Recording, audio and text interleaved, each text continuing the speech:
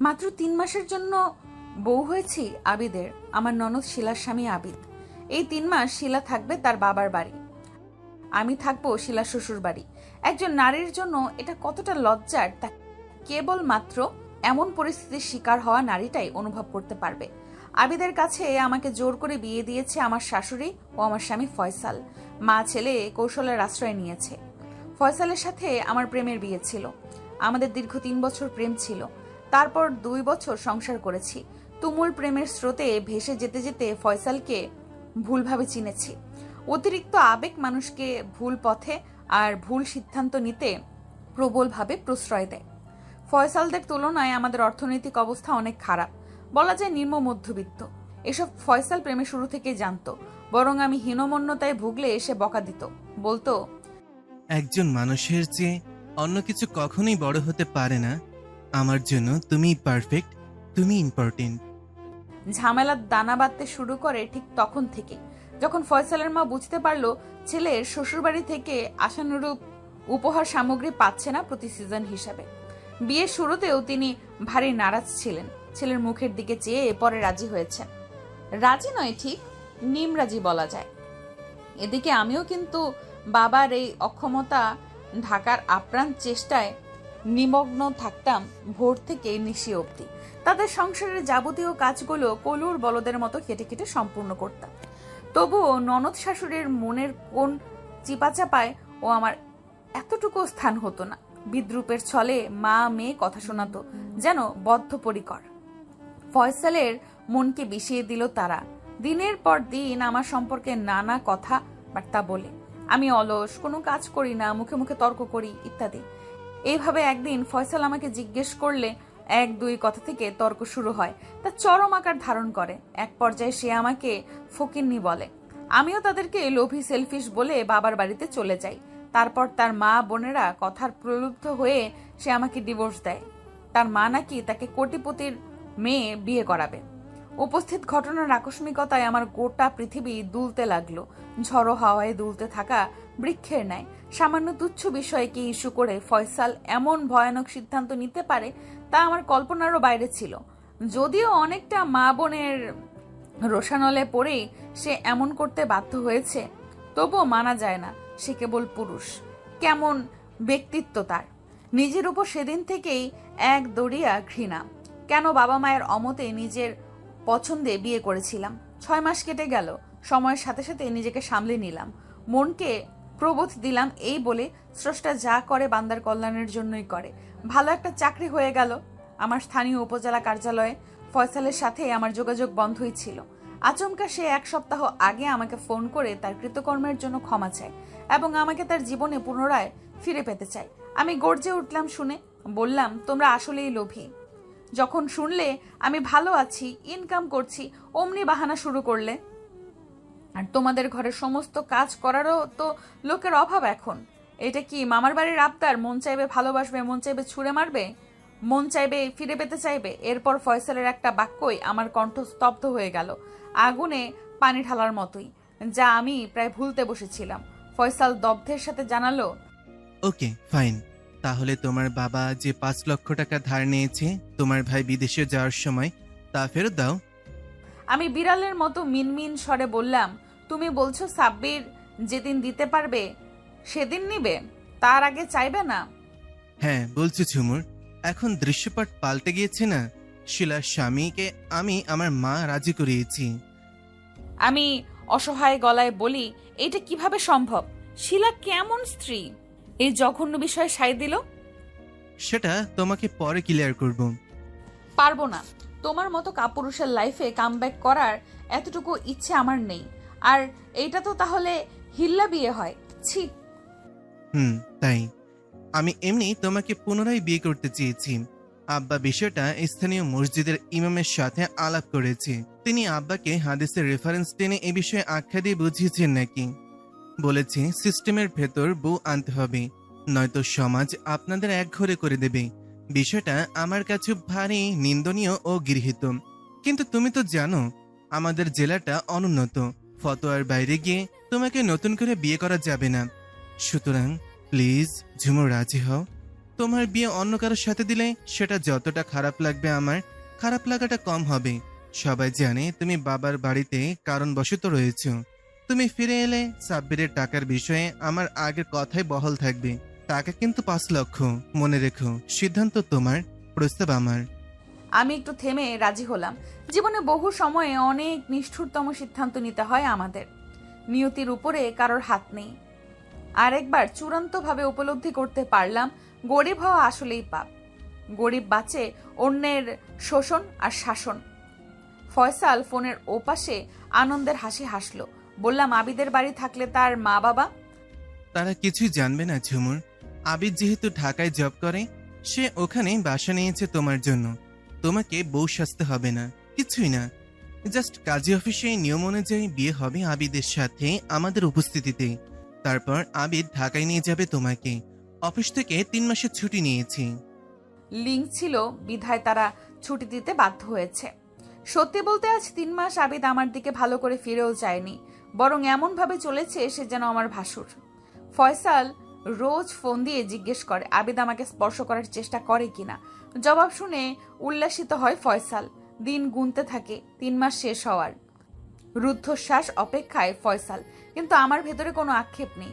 নতুন একজনের বউ হয়েছি তাও না, স্বামীরূপী প্রেমিকের কাছে যাব তাও না। এক বুক চাপা হতাশায় দিন পার হচ্ছে। এ কেমন নারী জীবন! কখনো রংধনু, কখনো ঝলমলে রোদ্দুর, কখনো ভরা শ্রাবণ, কখনো ধূসর অমাবস্যা, কখনো তিমির আধার, কখনো মায়াবী জ্যোৎস্না।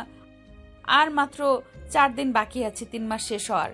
গরম বেশি হওয়ায় একদিন অনেক সময় নিয়ে গোসল করেছি। রাতে ভীষণ জ্বর এসেছে। 2 রুমের বাসা। আবিদ এক রুমে ঘুমায়, আমি এক রুমে। এই কয়দিনের জন্য আমি না করেছি আবিদকে খাট কিনতে। সে তার রুমে খাটে ঘুমায়, আমি ফ্লোরে বিছানা করে ঘুমাই। আবিদ রাতে পানি খেতে উঠে শুনে আমি জ্বরে কাতরাচ্ছি। সে পা চালিয়ে রুমে এলো। ভয় লাগে বিধায় আমি দরজা বন্ধ না করে চাপিয়ে রাখতাম। কাছে বসে জিজ্ঞেস করলো, ভাবি কখন থেকে খারাপ লাগছে? ডাকুনি কেন? কপালে চেপে ধরলো হাত দিয়ে। আমি ঘোরের মধ্যে আবিরের হাতের ওপর হাত রাখি। একটু ভালো লাগছিল আবিরের হাতের উষ্ণতায়। আবিদও কেমন কেঁপে উঠলো আমার নরম হাতের ছোঁয়া পেয়ে। নিশুতি রাত, বাইরে ঝুম বৃষ্টি শুরু হয়েছে। আকাশে মেঘের গর্জনে আমি আবিদকে জড়িয়ে ধরলাম ভয়ে। আবিদ বলল, ভয়ের কি ঝুমুর ভাবি, আমি আছি। আচ্ছা, আমি যাব না তোমার কাছ থেকে। তোমার মাথায় জলপট্টি দিতে হবে। সারা রাত আবিদ আমার কাছে বসেছিল, যেন আমার সেবা করাই তার ব্রত। এর পরের দিন ফয়সাল ফোন দিয়ে বলে, একটা দুর্ঘটনা ঘটে গিয়েছে। আমি চমকে গিয়ে জিজ্ঞেস করলাম, কি? শিলা পালিয়ে বিয়ে করেছে। মানে? চোখেতে ভীষণ খেলাম। সে বিয়ের আগে যে ছেলের সাথে প্রেম করত সেই ছেলের কাছে গিয়েছে, ছোট্ট একটা চিঠি লিখে গিয়েছে। আবিদ ভাবিকে বিয়ে করে কি এমনি সাধু রয়েছে? আর আবিদকে আমার পছন্দ না বলেই তো রাজি হলাম তোমাদের প্রস্তাবে। তা না হলে কোন স্ত্রী রাজি হবে স্বামীর এমন বিয়েতে? তখন তোমরা বিয়ে দাও নিয়ে হাসিব বেকার বলে, কিন্তু হাসিব এখন ভালো জব করে, বিয়েও করেননি আমার আশায়। শুনে বিরক্তি ধরলো আমার। কি হাল এদের! ভাই ছেড়ে দেয় বউকে, বোন ছেড়ে দেয় স্বামীকে। আবিদ রাতে বাসায় এসে বলল, শিলার নাম্বার অফ পাচ্ছি ভাবি। তাদের ঘরে ফোন দিলাম, বলল কোন খালার বাড়িতে গিয়েছে। কিন্তু মোবাইলের সুইচ অফ থাকবে কেন? অটো চার্জার তো তার সাথেই থাকে। আমি আবিদকে সব খুলে বললাম ধীরে ধীরে। আবিদ থম মেরে রইল কিছুক্ষণ। তরাক করে আমার 2 গাল চেপে ধরে বলল, আমি তোমাকে ছাড়বো না ঝুমুর। আমি আটকে গেলাম। কি বলছো আবিদ? এটা কোনোভাবেই সম্ভব না। টাকার বিষয়টাও জানালাম আবিদকে। বলল, আমি 1 মাসের ভিতরে টাকার ব্যবস্থা করে দিচ্ছি। 3 মাস শেষ হয়ে গেল। আবিদ ফয়সালকে জানিয়ে দিয়েছে। আমি আমার বিয়ে করা স্ত্রীকে ডিভোর্স দিব না। ফয়সাল আমাকে ফোন দিল। কাল সাপের মতো ফুঁসতে ফুঁসতে জিজ্ঞেস করলো, তুমি কি চাও সারা জীবন আবিদের সাথে না ফয়সালের সাথে কাটাবে? আমি বললাম, আমি কারোর সাথেই থাকবো না। তোমার 5 লক্ষ টাকা দিয়ে দিব অ্যাজ আর্লি অ্যাজ পসিবল। বলল, বুঝতে পেরেছি কাহিনী। ওই বেইমানকে আমি ছাড়বো না। কালই আমি ঢাকায় আসছি। আমি আবিদকে জানালাম। আবিদ সে রাতেই বাসায় তালা দিয়ে আমাকে নিয়ে বের হয়ে গেল। আমি আবিদকে বললাম, আমি চিৎকার করে মানুষ জড়ো করবো, আমাকে গ্রামে যেতে দাও। আবিদ আহত সুরে বলল, লাভ নেই ঝুমুর, তুমি আমার বিয়ে করা স্ত্রী। এই কয়দিনে তোমাকে ভালোবেসে ফেলছি, তোমাকে নিয়ে ভালো থাকবো আমি। এই কয়দিনে আমাকে চিনতে পারোনি ঝুমুর? ব্যস্ত শহরে মানুষজন দালান কোঠার পেছনে ঠেলে গাড়ি গর্জন রাস্তা ধরে এগিয়ে চলছে সাই সাই করে। আবিদ উচ্ছ্বাসিত আমার হাত ধরে বসে আছে। ভাবছি, হায়, আমার জীবনটা বুঝি ফানুসের মতোই উড়ে গেল। পথ চলায় স্থানে স্থানে আটকে যাচ্ছে, এর হাতে ওর হাতে। আমি ক্লান্ত, অবসন্ন, মলিন মুখে নরম করে জানতে চাইলাম, আবিদ কোথায় নিয়ে যাচ্ছ আমাকে? আবিদ আমার কপাল থেকে চুলগুলো কানের পাশে গুজে দিতে দিতে বলল, সিলেট যাচ্ছি আপাতত। গন্তব্যহীন গন্তব্যই হবে আমাদের ঠিকানা। মানুষ চায় এক, পায় আরেক, ভাবে এক, হয় আরেক। আর এই নিয়েই আমাদের ভালো থাকতে হয়, বেঁচে থাকতে হয়। আবিদের কথাগুলো শুনতে ভালো লাগছে না, তাই কোনো প্রতিক্রিয়ায় ব্যক্ত করিনি। মন ভালো না থাকলে ভালো কথাও তেতো লাগে শুনতে। আচমকা কি থেকে কি ঘটে গেল। এক আকাশ বিষণ্ণতা নিয়ে গাড়ির কাচের ভেতর দিয়ে বাইরে চেয়ে আছি। দৃষ্টির সীমানা অতিক্রম করছে কত কত চেনা অচেনা দৃশ্য। নিজেকেও এখন এই চেনা অচেনা লাগছে। মাঝপথে গাড়ি থামালো আবিদ। নেমে গিয়ে একটি ফাস্টফুড দোকানে ঢুকলো। একটু পর ফিরে এলো, হাতে একটি মিনারেল ওয়াটারের বোতল, আরো কিছু শুকনো খাবার হাতে। আমি অন্যমনস্ক হয়ে আছি, আমার হাতে মৃদু চাপ দিল। আমি নাটের পাওয়ায় ভান করে আছি। একটু টান দিল হাতে। আমি ঘাড় ঘুরিয়ে চাইলাম। আমার হাতে কেকের বক্স, তেঁতুলের আচার, বিস্কুটের প্যাকেট ধরিয়ে দিয়ে বলল, ঝুমুর, খেয়ে নাও যেটা ইচ্ছে। আমি খাবারগুলোর দিকে চেয়ে আছি। এই ভ্যানিলা কেক ছোটবেলা থেকেই আমার ভীষণ পছন্দ, ঠিক তেঁতুলের চাটনিও। আবিদ কিভাবে বুঝলো? না, এটা কাকতালীয় ভাবে মিলে গিয়েছে, জাস্ট এই। কিন্তু আমি খাবো না, খেতে ইচ্ছে করলেও খাবো না। আবিদ আর আমার মাঝখানে সব খাবারগুলো রেখে পুনরায় বাইরে চেয়ে আছি। আবিদ এবার মন খারাপ করলো। অচেনা ড্রাইভার তাই বিশেষ ঘটালো না আমাকে, শুধু আমার মুখপানে অনিমেষ চেয়ে রইল কিছুক্ষণ। সিলেট চলে এসেছি। গাড়ি থেকে নামলাম। আবিদ গাড়ির ভাড়া মিটিয়ে দিল। একটা রিক্সা ডেকে আমাকে নিয়ে উঠল। আমি এখানে নিশ্চুপ। ঘটনার আকস্মিকতায় আমি নির্বাক, হতবিম্বল।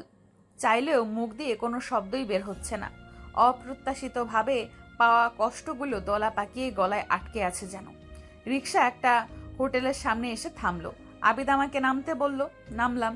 এক পলক চোখ ঘুরিয়ে দেখলাম এটা একটি আবাসিক হোটেল। দেখতে মোটামুটি সুন্দর, নাম নিরিবিলি হোটেল। পরিবেশটাও শৈল্পিক বলা যায়। আবিদ রিসেপশনে গিয়ে কথা বলল, মনে হলো পূর্ব পরিচিত। এরপর একটা ছেলে আমাদের নিয়ে 3 তলায় উঠলো, চাবি দিয়ে একটা রুম খুলে দিল। লাগোয়া বারান্দা, বেশ পরিপাটি ছিমছাম। আমরা ভেতরে ঢুকলাম। একটু পর অন্য একটা ছেলে এসে বিছানার চাদর চেঞ্জ করে দিল, টেবিল মুছে দিল, রুম ঝাড়ু দিয়ে মপ দিয়ে মুছে দিল। ছেলেটা চলে গেলে আবিদ রুমের দরজা বন্ধ করে দিল। এরপর ট্রলি ব্যাগ থেকে টাওয়াল বের করলো। তারপর ওয়াশরুমে ঢুকে ফ্রেশ হয়ে বের হয়ে এলো। সে বের হওয়া মাত্রই আমি ওয়াশরুমে ঢুকে দরজা বন্ধ করে দিলাম। বালতিতে জোরে পানির ট্যাপ ছেড়ে দিলাম। বানের পানির মতো বুক ফেটে কান্না বেরিয়ে এলো। ঝর্ণা ছেড়ে দিয়ে ভিজতে লাগলাম। আমার সমস্ত অশ্রুগুলো পানির সাথে মিশে একাকার হয়ে যাচ্ছে। ফয়সালকে মনে পড়ছে, ঘৃণাও হচ্ছে, আবার মায়াও হচ্ছে তার জন্য।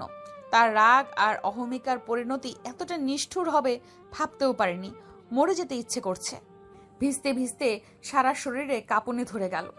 বেশ সময় পার হয়ে গেলেও আমি বের হচ্ছি না দেখে আবিদ ওয়াশরুমের দরজায় টোকা দিল। আমি ভেতর থেকে কোনো কথা বলছি না। এবার জিজ্ঞেস করলো কোনো সমস্যা কিনা। আমি ওয়াশরুমের দরজা খুলে দিলাম। আবিদ আমাকে দেখে রোষপূর্ণ গলায় চেঁচিয়ে উঠল, ঝুমুর, তুমি এভাবে কাঁদছো কেন? তোমার চোখ কি লাল হয়ে গিয়েছে নেশাখোরের মতো? আর এত সময় ঝর্ণার নিচে দাঁড়িয়ে এমন ভিজে চুপসে গেলে কেন? আরে তুমি তো ঠকঠক করে কাঁপছো, সমস্যাটা কি তোমার? জামা কোনটা দিব? আমি কিছুই বলছি না, ঠায় দাঁড়িয়ে আছি দাঁড় কাকের মতো। আবিদ নিজেই ব্যাগ থেকে একটা সুতি ড্রেস বের করে দিল, টাওয়েল সহ। আমি দরজা বন্ধ করে ড্রেস চেঞ্জ করে বের হলাম। রুমে সিঙ্গেল 2টো বেড। আমি একটাতে গিয়ে হাঁটু ভাঁজ করে শুয়ে গেলাম। বুঝতে পারছি না, কাঁপছি ভেজা বেড়ালের মতো। আবিদ চোখ মুখ খিচে আমার দিকে চাইলো। রুম থেকে বের হয়ে গেল। আমি একইভাবে শুয়ে আছি। বেশ কিছু সময় পরে আবিদ ফিরে এলো, হাতে কিছু জিনিসপত্র টেবিলের উপরে সব রাখলো। একটি সরিষার তেলের বোতলের ছিপি খুলে তার হাতে একটু ঢেলে নিল, আমার হাত টেনে নিল।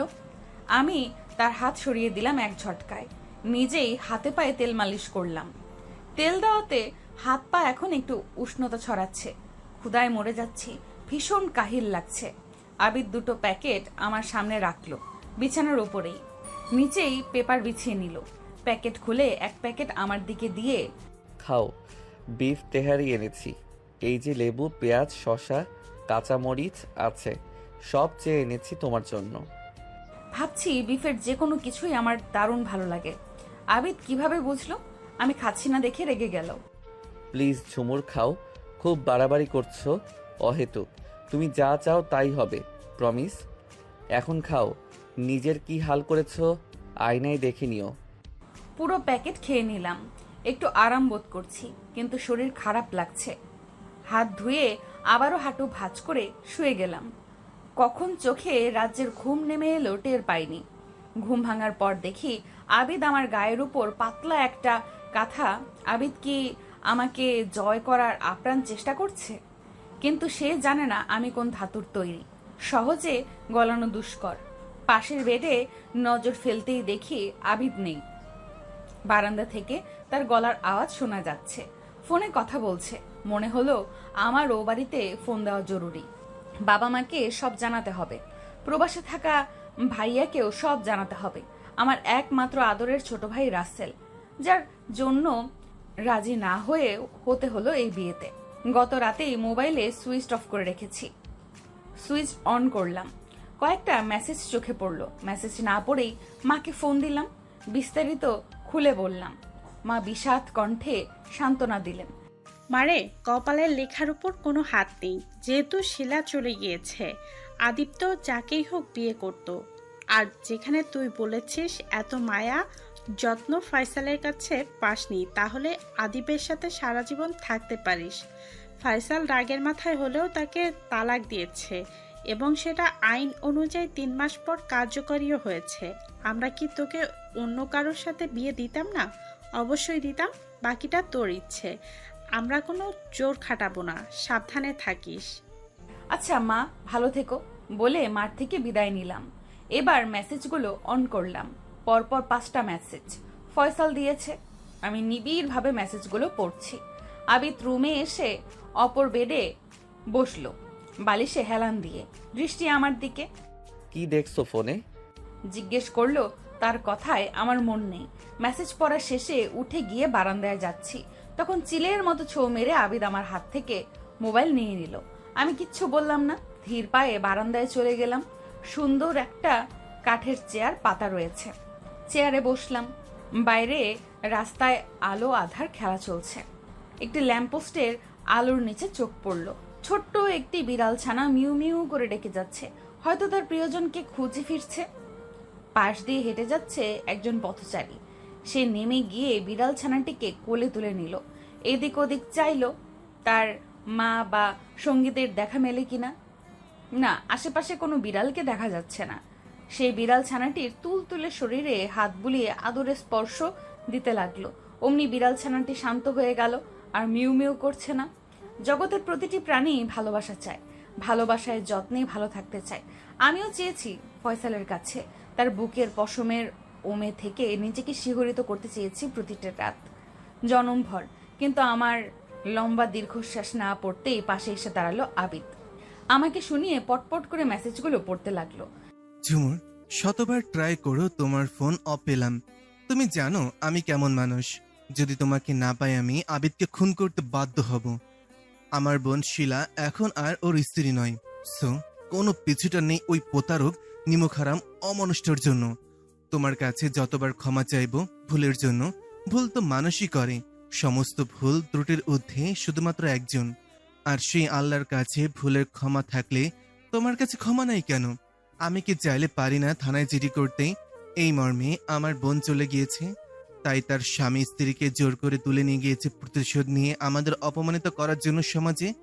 আমাকে ফোন দিও জরুরি ভাবে, ফয়সাল। মেসেজ পড়া শেষ করে আবিদ বলল, ভাবি আমি ভয় পেয়েছি।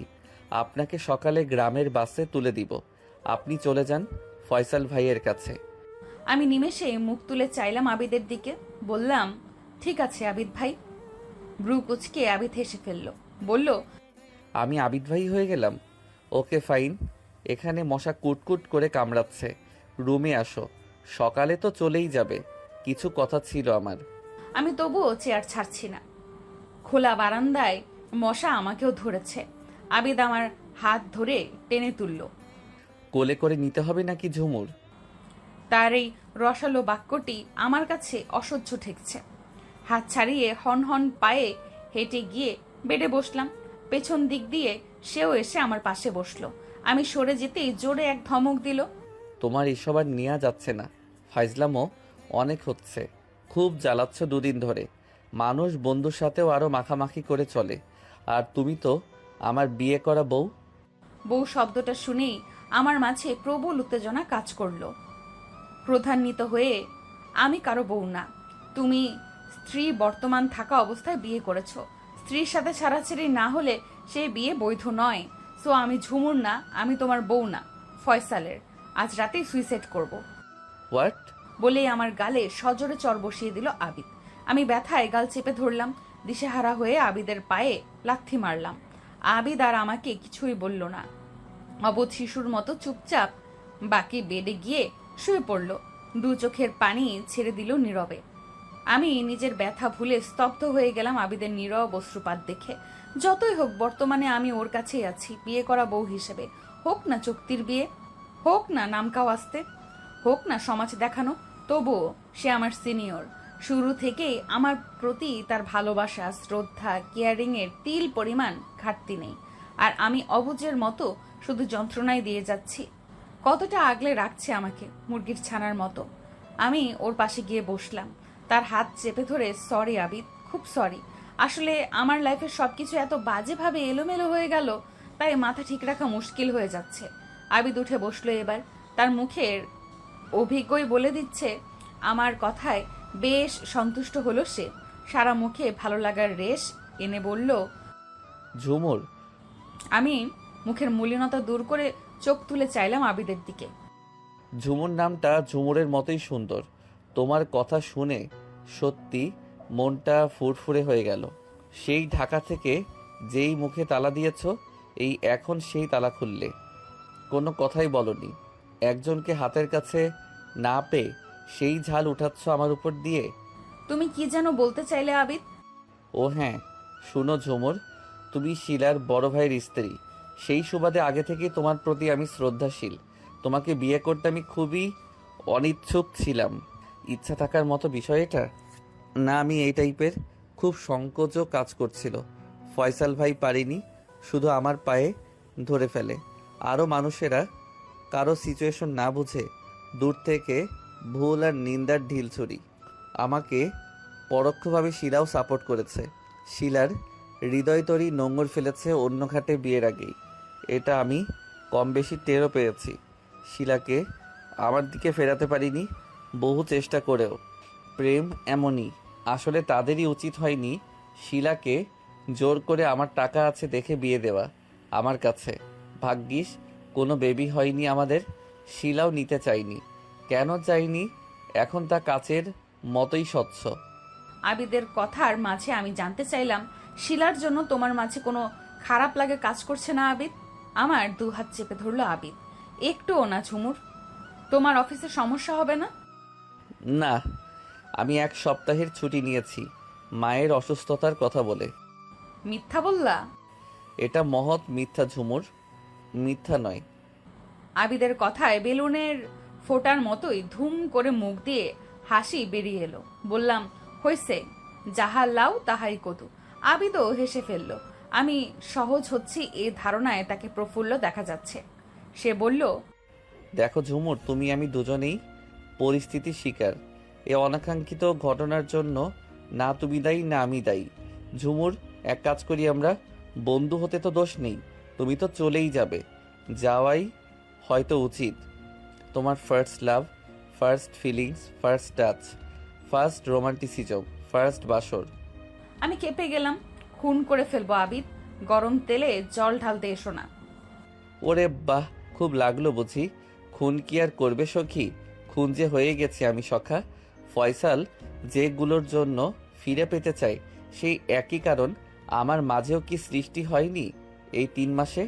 আমি পুরুষ, তবে নেহাত ভদ্র পুরুষ, নইলে। আমি বিব্রত বোধ করছি দেখে কথার বাঁক ঘুরিয়ে ফেললো আবিদ। ঝুমুর, তুমি যখন যেতে চাইবে তখনই যেতে পারবে। আমার মনটা খোলা আকাশের মতোই, ইচ্ছে মতোই অবাধে ডানা মেলে উঠতে পারো। সিলেটে দেখার মতো মনোরম স্থান একাধিক রয়েছে, চাইলে আমি তোমাকে এসব স্থানে নিয়ে যেতে পারি দেখার জন্য। চলে গেলে তো চলেই গেলে। আবিদের কথা শুনে মনের ভেতরে অফুরন্ত ভালো লাগা উকি দিল, ভোরের উদীয়মান সূর্যের ন্যায়। সিলেট আমার পছন্দের একটি জেলা। একমাত্র এই সিলেট জেলার লোকাল ভাষাটাই আমি বেশ এনজয় করি। অনেক দিন ধরেই ইচ্ছে ছিল সিলেট ঘুরতে আসব। ফয়সাল সহ আসার কথা প্রায় চূড়ান্ত হয়েছিল, কিন্তু আসলাম ঠিকই, ঘুরবো ঠিকই, কিন্তু ফয়সাল নয়, অন্য কারো সাথে। ভাগ্যই যেন কিছু মানুষের জীবন নিয়ে হাসি ঠাট্টা করে, বড় সুখ বোধ করে। আমি বরাবরই ভ্রমণ বিলাসী। সিলেট এসে দর্শনীয় জায়গাগুলো না দেখে চলে গেলে মনটা উচ্চাটন করবে খুব। এই লোভ সংবরণ করা অসম্ভব আমার পক্ষে। কি ব্যাপার ঝুমুর, আনমনে হয়ে গেলে মনে হয়? ঘুরতে যাবে না কালই চলে যাবে? সিলেট ঘোরা শেষ করে তবেই চলে যাব, মুখ নামিয়ে উত্তর দিলাম। এই তো, গুড গার্ল, গুড ডিসিশন নিয়েছ। আমাকে বন্ধু ভাবো, দেখবে আর আড়ষ্টতা কাজ করছে না তোমার মাঝে। না এতেও আপত্তি তোমার? আমি বুঝি না, যখন তোমার ননদের হাজবেন্ড ছিলাম তখন কিন্তু তুমি আরো ইজি হয়ে আমার সামনে আসতে, মিশতে, হাস্যোজ্জ্বল মুখে সারাক্ষণ খুনসুটি করতে আমার সাথে। এখন শুধু জোকের মতো কুচকে কুচকে থাকো। কারণটা কি খোলাসা করবে ঝুমুর? আমি প্রসঙ্গ বাদ দিয়ে বললাম, কাল ঘুরতে নিয়ে যাবে? আর সিলেটে মনে হয় তুমি আরো এসেছো। শুরুতেই বলছি, তুমি যা চাইবে ঠিক তাই হবে। কারো মনের উপর আমি জোর খাটাই না, সারাশির মতোই। দেখো না, শিলাকে ফিরিয়ে আনার কোনো ইচ্ছেই আমার নেই। কালই নিয়ে যাব তোমাকে। অফিসের কাজে সিলেট আমার প্রতি মাসে আসতে হয়, প্রায় এই হোটেলে উঠিয়ে এদিকে আসলে। ফয়সাল জানবে না তুমি আমাকে নিয়ে সিলেট আসছো? একদম না, এই জন্যই তো সিলেটে আসা আপাতত। আর শিলার সাথে তোমার ডিভোর্স হওয়া দরকার না, যেহেতু ফিরিয়ে আনবে না। হা হা করে আবিদ প্রাণ খোলা হাসি ছাড়িয়ে দিল। শিলা আমাকে ডিভোর্স দিয়ে দিবে নিশ্চিত, আমার দিতে হবে না। ও আচ্ছা, তাহলে তুমি বিয়ে করবে না? অবশ্যই করব। তোমাকে ডিভোর্স দিয়ে তার 90 দিনের মধ্যে কার্যকর হলে তারপর করব আস্তে ধীরে। এত তাড়া নেই। বিন্দাস হয়ে হাওয়া খাবো পাক্কা 1 বছর।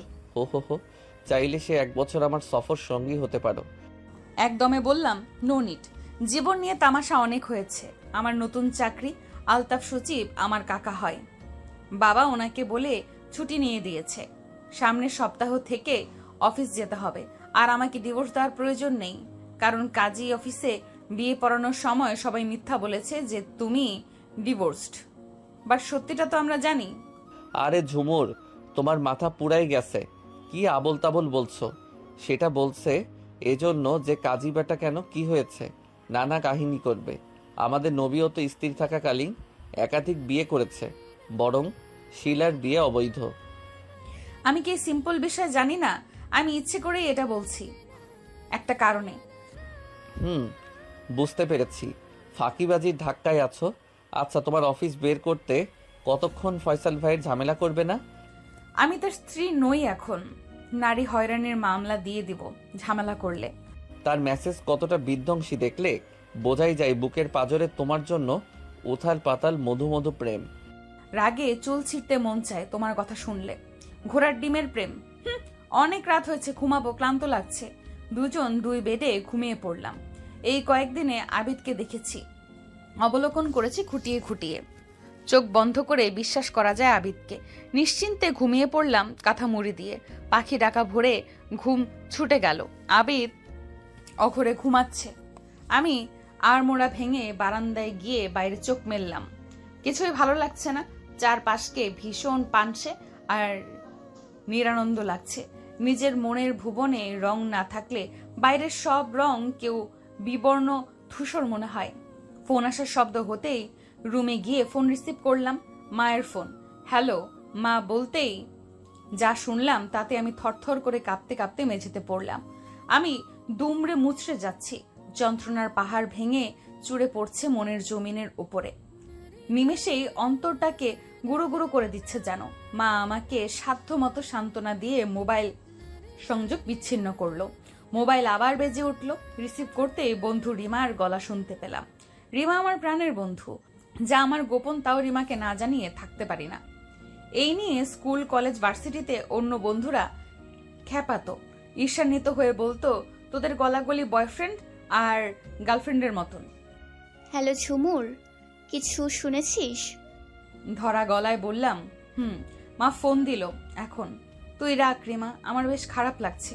রিমা মনমরা কণ্ঠে বলল, খারাপ লাগাটা অস্বাভাবিক কিছু নয়। আচ্ছা রাখি, তুই ভালো থাকার চেষ্টা কর প্লিজ। হাঁটু ভাঁজ করে একই স্থানে বসে আছি। পেছনে আবেদ এসে দাঁড়ালো।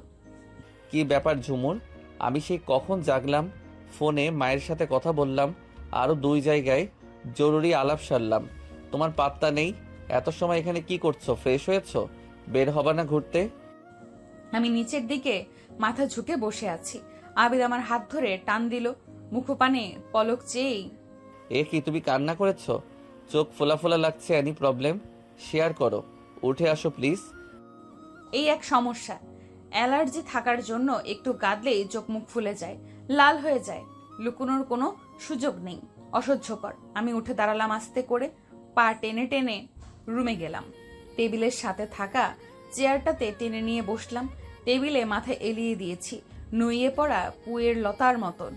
আবিদ আলতো করে মাথার উপর হাত রাখলো। আবিদের হাত শক্ত করে ধরলাম। ভেজা গলায় জানালাম, ফয়সাল বাইক অ্যাক্সিডেন্ট করেছে গতকাল সন্ধ্যায়। সিচুয়েশন নাকি খুবই ক্রিটিক্যাল। এখন ঢাকায় পিজিতে নিয়ে আসতেছে অ্যাম্বুলেন্সে করে। মাই গড, এ কি ঘটে গেল? বলে আবিদ মোবাইল হাতে নিল। হন্তদন্ত হয়ে তার কাছের কয়েকজনকে ফোন দিল, ডিটেলস জানলো। আমার দিকে চেয়ে বলল, তোমার মনের অবস্থা আমি রিয়ালাইজ করতে পারছি। আসলে ব্যক্তিগতভাবে উনার সাথে আমারও কোনো দ্বন্দ্ব নেই, তাই আমারও খারাপ লাগছে। তুমি ঘুরতে বের হবা এখন? শেষের বাক্যটি আবিদ নরম স্বরে একটু ইতস্তত হয়েই বলছিল। আমি উদাস ক্লান্ত গলায় বললাম না। আবিদ নিচে গিয়ে নাস্তা আনলো, চিকেন পরোটা, বুটের ডাল, সালাদ সহ। খেতে ইচ্ছে করছে না। আবিদের ধমকা ধমকিতে একটা পরোটা খেলাম, জোর করে ওষুধ খাওয়ার মতো। কি করব আমি? গলা দিয়ে খাবার নামছে না। আবিদেরও সারা মুখ জুড়ে বিষণ্ণতার ছাপ। যতটুকু তাকে দেখেছি আর জেনেছি, তার হৃদয়টা মানবিকতার আর ঔদার্যতায় গড়া। সে ঢাকায় তার কাছের 2জন বন্ধুকে ফোন করে পিজি হাসপাতালে যেতে বলল ফয়সালের জন্য দৌড়ঝাঁপ করার জন্য। বিষয়টা আমার বেশ ভালো লাগলো। সমস্ত বিভেদ ভুলে হলেও একজন মানুষের বিপদের সময় এগিয়ে যাওয়াটাই মানুষের কাজ। এটাই মনুষ্যত্ব, এটাই মানব ধর্ম। ফয়সালের সান্নিধ্যে কাটানো মুহূর্তগুলো চোখের সামনে ভেসে চলছে শরতের নীল মেঘের ন্যায়। কেনই বা ও আমার জীবনে এলো? কেনই বা তাকে ভালোবাসলাম হৃদয়ে ছিঁড়ে পুড়ে? কেনই বা এমন ভুল বোঝাবুঝি হলো? কেনই বা সে আমাকে তার জীবন থেকে তাড়িয়ে দিল দূর, বহু দূরে? কেনই বা ভুলে থাকতে পেরে ফিরে পাওয়ার জন্য উন্মাদ হয়ে গেল? তার এই উন্মাদনা দেখেই প্রেমের প্রপোজাল রিফিউজ করতে পারিনি আজ হতে 6 বছর আগে। ফয়সাল। বুকটা কেমন হাহাকার করছে। গুমড়ে গুমড়ে নিঃশেষ হয়ে যাচ্ছি। জীবনের প্রথম ভালোবাসার মানুষ যতই ভুল করুক, ছেড়ে যাক, তবুও কখনো তার জন্য সফট কর্নার কাজ করে। এই আবেগ অনুভূতির কাছে প্রতিটি মানুষ পরাজিত, পরাভূত, ব্যর্থ সৈনিকের মতো। চেয়ারে আর বসে থাকতে পারছি না। নিস্তেজ শরীরটাকে নিয়ে পড়ে বিছানায় আছি। আবিদ কি প্রয়োজনে যেন বের হয়ে গিয়েছে রুম থেকে। প্রচন্ড মাথা ব্যথা শুরু হয়েছে। এই এক ব্যারাম। কাঁদলে মাথাও ব্যথা করে। আমার সারা শরীরে ও মনে সমস্যার অন্ত নেই। বেশ কিছু সময় পরে আবার ফোন বেজে উঠল। আননোন নাম্বার রিসিভ করলাম। দুর্বল স্বরে জিজ্ঞেস করলাম, হ্যালো, কে? মা, আমি ফয়সালের মা। তোমাকে ফয়সাল একটু দেখতে চাই ভিডিও কলে। ছোট বাচ্চার মতো করে হাউমাউ করে কাঁদতে কাঁদতে ফয়সালের মা আমাকে অনুরোধ করলেন। মৃত্যু পথগামী সন্তানের জন্য একজন অসহায় মায়ের বিলাপ আমার হৃদয়ে আছড়ে আছড়ে পড়ছে সমুদ্রের ঢেউয়ের মতো করে। একজন মা তার সন্তানদের কাছে পৃথিবীর শ্রেষ্ঠ সম্পদ, খোদার দেওয়া নিয়ামত। কারো কারো চোখে হয়তো মন্দ, কিন্তু সন্তানদের নিকট নয় কখনো।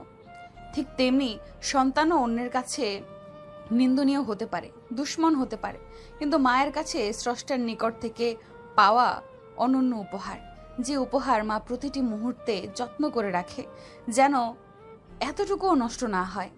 সেই মা কেমন করে বাঁচবে সন্তানের এমন অবনির্ণয় যন্ত্রণা দেখলে? আমি প্রার্থনা করি এই মাকে করুণা করে হলেও স্রষ্টা যেন তার সন্তানকে কেড়ে না নেয়। ওনাকে সান্ত্বনা দেওয়ার ব্যর্থ চেষ্টা করে বললাম, আপনি ওনার সামনে এভাবে কাঁদবেন না, আমি ভিডিও দিচ্ছি। আবিদ আসলেই, সে বাইরে গিয়েছে, এখন আমার ফোনে নেট কানেকশন নেই। আবিদকে ফোন দিয়ে জানালাম, সে দ্রুত ছুটে এলো, অভিযোগের সুরে বলল, কত বললাম এমবি কিনে দেই, না দিলেই না, দরকার নাই, দেখলে দরকার কারে কয়। এবার দাঁড়াও, হোয়াটসঅ্যাপে ফয়সাল ভাইয়ের ফোনে ভিডিও কল দিচ্ছি। বলে ট্রাই করতে লাগলো।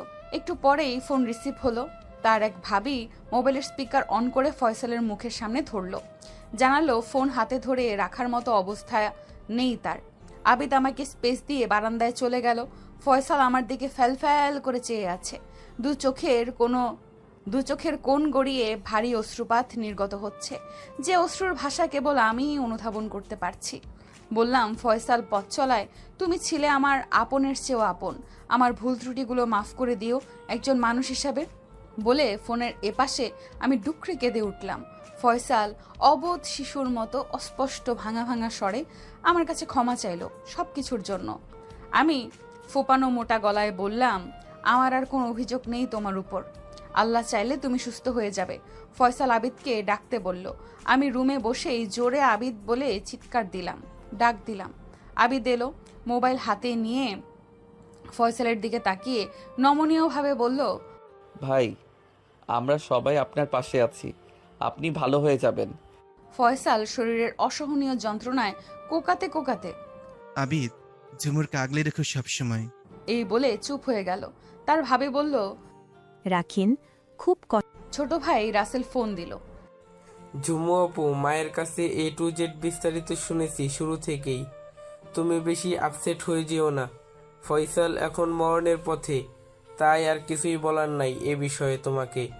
নয়তো টাকার জন্য তুমি আবার তার কাছে বিয়ে বসতে রাজি হয়েছো, এটা আমি কিছুতেই মেনে নিতে পারিনি।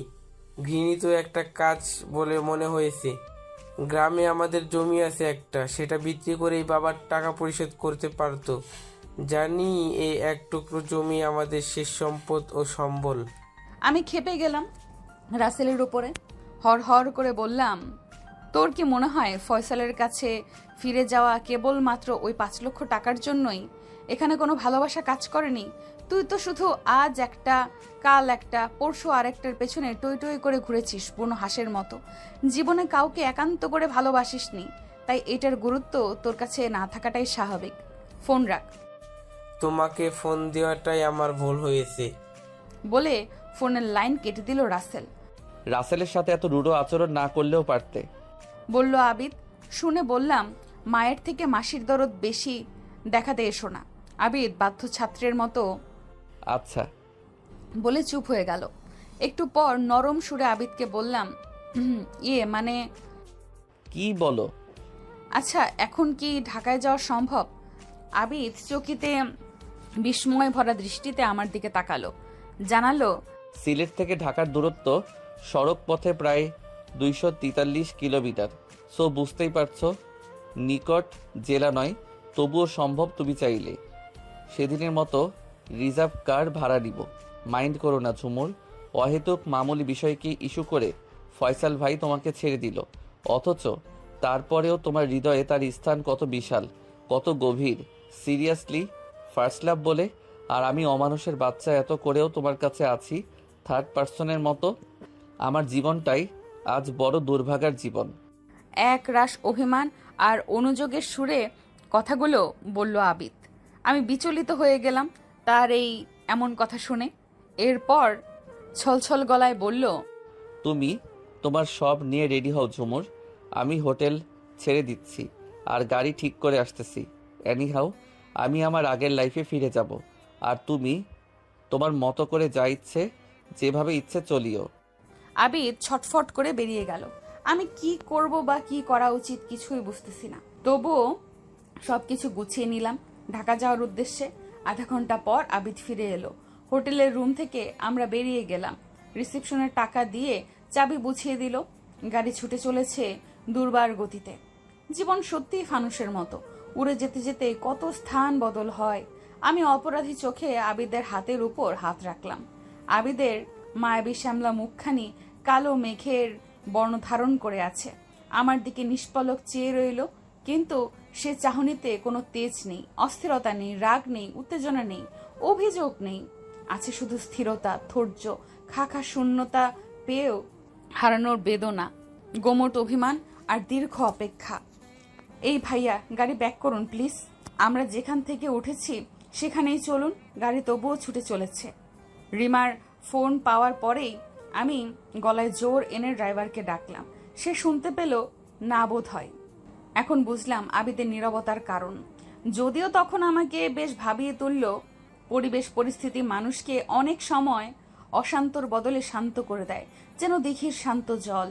আবিদ ড্রাইভারকে বলল, ভাই সামনের স্টেশনে গিয়ে গাড়ি থামান। নীরব ছায়া মূর্তির মতো আমার মুখের দিকে তাকিয়ে। ঢাকায় যাবে না কেন ঝুমুর? আমার ইচ্ছে। তুমি আমাকে জানাওনি কেন? আবিদ চোয়াল শক্ত করে জবাব দিল। প্রয়োজন মনে করিনি। আমি গাড়ি ঠিক করার পরেই ফোন পেয়েছি। ফয়সাল আর নেই। কিছুক্ষণ নিচে দাঁড়িয়ে চিন্তাও করেছি। রেজাল্ট পেলাম। যেই তুমি তাকে কাছ থেকে দেখার জন্য এত উন্মুখ হয়ে আছো, সেই তুমি তার বিদায় সংবাদ শুনে আরও মরিয়া হয়ে যাবার জন্য। ঠিক তাই। আমি দৃষ্টিতে কঠিনতা এনে চেয়ে রইলাম আবিদের দিকে। গাড়ি স্টেশনে থেমে গেল। আবিদ বলল, তুমি সত্যি ফয়সাল ভাইকে দেখতে যাবে না? আমি ঠোঁট উল্টিয়ে নীরস ভঙ্গিতে জানালাম, অবশ্যই না আবিদ। যার কাছে জীবিত থাকাকালীন উপেক্ষিত হয়েছি, উল্কার মতো ছিটকে গিয়েছি তার জীবন থেকে, সেই প্রাণহীন মানুষটাকে দেখতে গিয়ে কি হবে? বরং নিজের আত্মমর্যাদাকে বিকিয়ে দেওয়া হবে নিজের বিবেকের কাছে। মানুষ পৃথিবীতে শুধু ভালোবাসার জন্যই বেঁচে থাকে না, সম্মানের চেয়েও বেঁচে থাকে, সম্মানের জন্যও বেঁচে থাকে। আবিদ আমার কথা শুনে অবাক চোখে চেয়ে রইল। বললাম, চেয়ে দেখছো কি? গাড়ি ব্রেক করতে বলো প্লিজ। আমি সিরিয়াস মুডে আছি। এত সামান্য সময়ের ব্যবধানে তোমার পরিবর্তিত আচরণ আমাকে হতবাক করে দিল ঝুমুর। কেন? মুহূর্তেই যদি আকাশ ভেঙে ঝড় নেমে আসতে পারে, কয়েক সেকেন্ডের মাঝে যদি ভূমিকম্পে সব তছনছ হয়ে যেতে পারে, তাহলে অল্প সময়ে একজন মানুষ বদলে যাওয়াটা বা সিদ্ধান্ত চেঞ্জ করাটা কি হতবাক হওয়ার মতো কিছু? ওগুলো যেমন আমরা স্বাভাবিক বলে মেনে নিই, তেমনি মানুষের পরিবর্তন হওয়াটাও স্বাভাবিক। এত চমকানোর মতো কিছুই নেই। ড্রাইভার এতক্ষণ ছিল না, চা সিগারেট খেতে বের হয়ে গিয়েছে। এখন আসা মাত্রই আবিদ গাড়ি ব্যাক করতে বলল আগের স্থানে। আমরা হোটেলে চলে এলাম। এত সময় আবিদ মুখে রাতটুকুও করেনি আমার সাথে, খালি উদাস প্রতীকের ন্যায় ভাবুক হয়েই বাইরে চেয়ে রইল। আমি ব্যাগ থেকে সব কিছু বের করে গুছিয়ে রাখলাম। মনের ভুবনে তুফান যাচ্ছে এই কয়দিন ধরে। স্থির হয়ে বসলাম। মাকে ফোন দিয়ে দীর্ঘ সময় কথা বললাম। এখন একটু হালকা হালকা লাগছে নিজেকে। মা এমন এক রত্ন, সকল রোগের মহা ওষুধ। মায়ের বিকল্প কিছুই নেই দুনিয়ায়। মায়ের গলা আর কথা শুনলে কলিজা শীতল হয়ে যায় বরফের মতো। শান্তির পরশ দোল খেতে থাকে সারা মন আঙ্গিনায় জুড়ে। আবিদ বারান্দায় গিয়ে কোথায় যেন ফোন দিচ্ছে আর কথা বলছে। আমি বিছানায় বুকের নিচে বালিশ দিয়ে উপুর হয়ে আছি। মোবাইলে নাড়াচাড়া করতে করতে গ্যালারিতে থাকা ফয়সালের সাথে আমার কিছু ঘনিষ্ঠ সময়ের ছবি ও ভিডিও আমাকে আবার কাবু করে ফেলল। আমি বরাবরই নরম মনের, সামান্যতেই ইমোশনাল হয়ে যাই। তবে আর নয়, ভুলে যেতে চাই জীবনের কালো অধ্যায়কে। First is first. নিজের মতো করে বাঁচতে হবে, সম্মানের সাথে, আনন্দের সাথে। জীবন কি শুধুই কচুরি পাতার মতো উপরে ভেসে থাকা টলমলে জল? জীবন কি কেবলই নীল নিষাদের, নাকি কেবলই হাহাকার আর শূন্যতায় ঝাঁপি বয়ে বেড়ানো? না, জীবন আনন্দের, উপভোগেরও। সবুজ ধানের শিশিরের ওপর অবাধে উড়াউড়ি করা রঙিন প্রজাপতির মতো। ঘরের কোণে গাছের শাখায় বসে চিউচিউ করে ডাকা মুক্ত চড়ুইটির মতো। চলো জলদি করে ফয়সালের সাথে থাকা সব ভিডিও ফটো রিমুভ করে থাকলাম। কখন যে চুপটি করে আবিদ পেছনে এসে দাঁড়িয়ে আছে টের পাইনি। চিলের মতো ছোঁ মেরে আবিদ মোবাইল তুলে নিয়ে নিল আমার বিছানার উপর থেকে। আমি ঘাড় ঘুরিয়ে আমার ফোনে জিজ্ঞেস করলাম। আবিদ দৃঢ় কণ্ঠে ভ্রু কুচকে জিজ্ঞাসা করলাম মানে, বলে সে ফোনের প্রতিটি স্থান থেকে সব ফটো ও ভিডিও রিমুভ করে দিল। বলল, শুধু গ্যালারি থেকে রিমুভ করলে হয় না, আরও কয়েক স্থানে সব স্টোরেজ হয়ে থাকে, তাই আমি সকল কিছু থেকে সব চিরতরে গায়েব করে দিলাম। রাজ্য জয় করার মতো আবিদের সারা মুখ জুড়ে চাপা আনন্দ আর নজর এড়ালো না। তবু আমি জিজ্ঞেস করলাম, খুব ভালো লাগছে না? লাগছে। লাগাটাই কি স্বাভাবিক নয়? এখন যদি আমি তোমাকে ডিভোর্স দিয়ে দিই? মানা কে করেছে? বলে আবিদ চেঁচিয়ে উঠল। পথ ক্লিয়ার এবার তোমার। যাকে ভালো লাগবে তার গলায় মালা দিতে পারবে। চলে যাও। আমি জমে গেলাম তার এমন ভয়ার্ত গলা শুনে। চুপ মেরে রইলাম। সে সপাট করে দরজা খুলে বেরিয়ে গেল। রিমা ফোন দিল।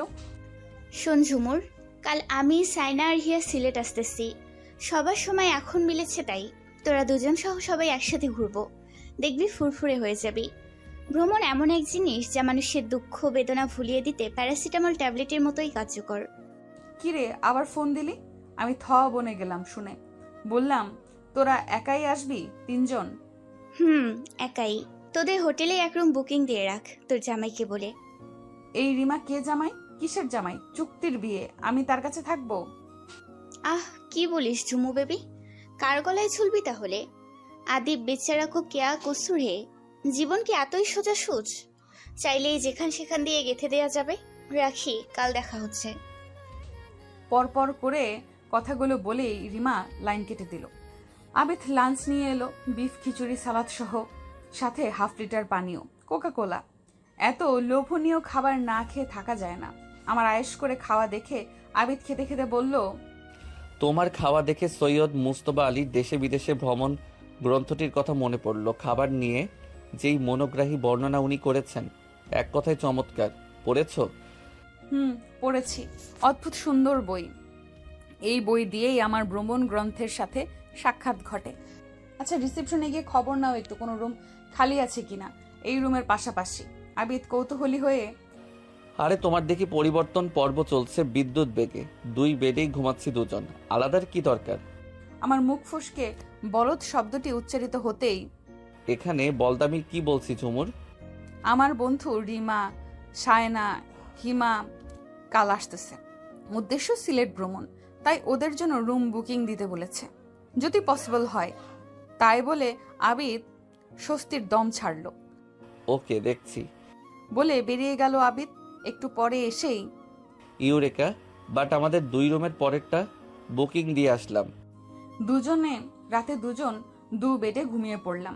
পরের দিন উঠেই মাকে ফোন দিলাম। মা বরাবরের মতো বোঝালো, আল্লাহ যা করে তা বান্দার কল্যাণের জন্যই করে। আবিদের সাথেই যেন বাকি জনম কাটিয়ে দেই। দরকার হলে আবার বিয়ে পড়ানো যাবে। বিকেলে এসে গেল বন্ধুরা। আমাদের রুমে এসে আবিদের সাথে পরিচিত হয়ে নিল। আমি তাদের সাথে তাদের রুমে গেলাম। তাদের হাত ধরে কেঁদে ফেললাম অনাকাঙ্ক্ষিতভাবে ঘটে যাওয়া ঘটনাগুলোকে স্মরণ করে।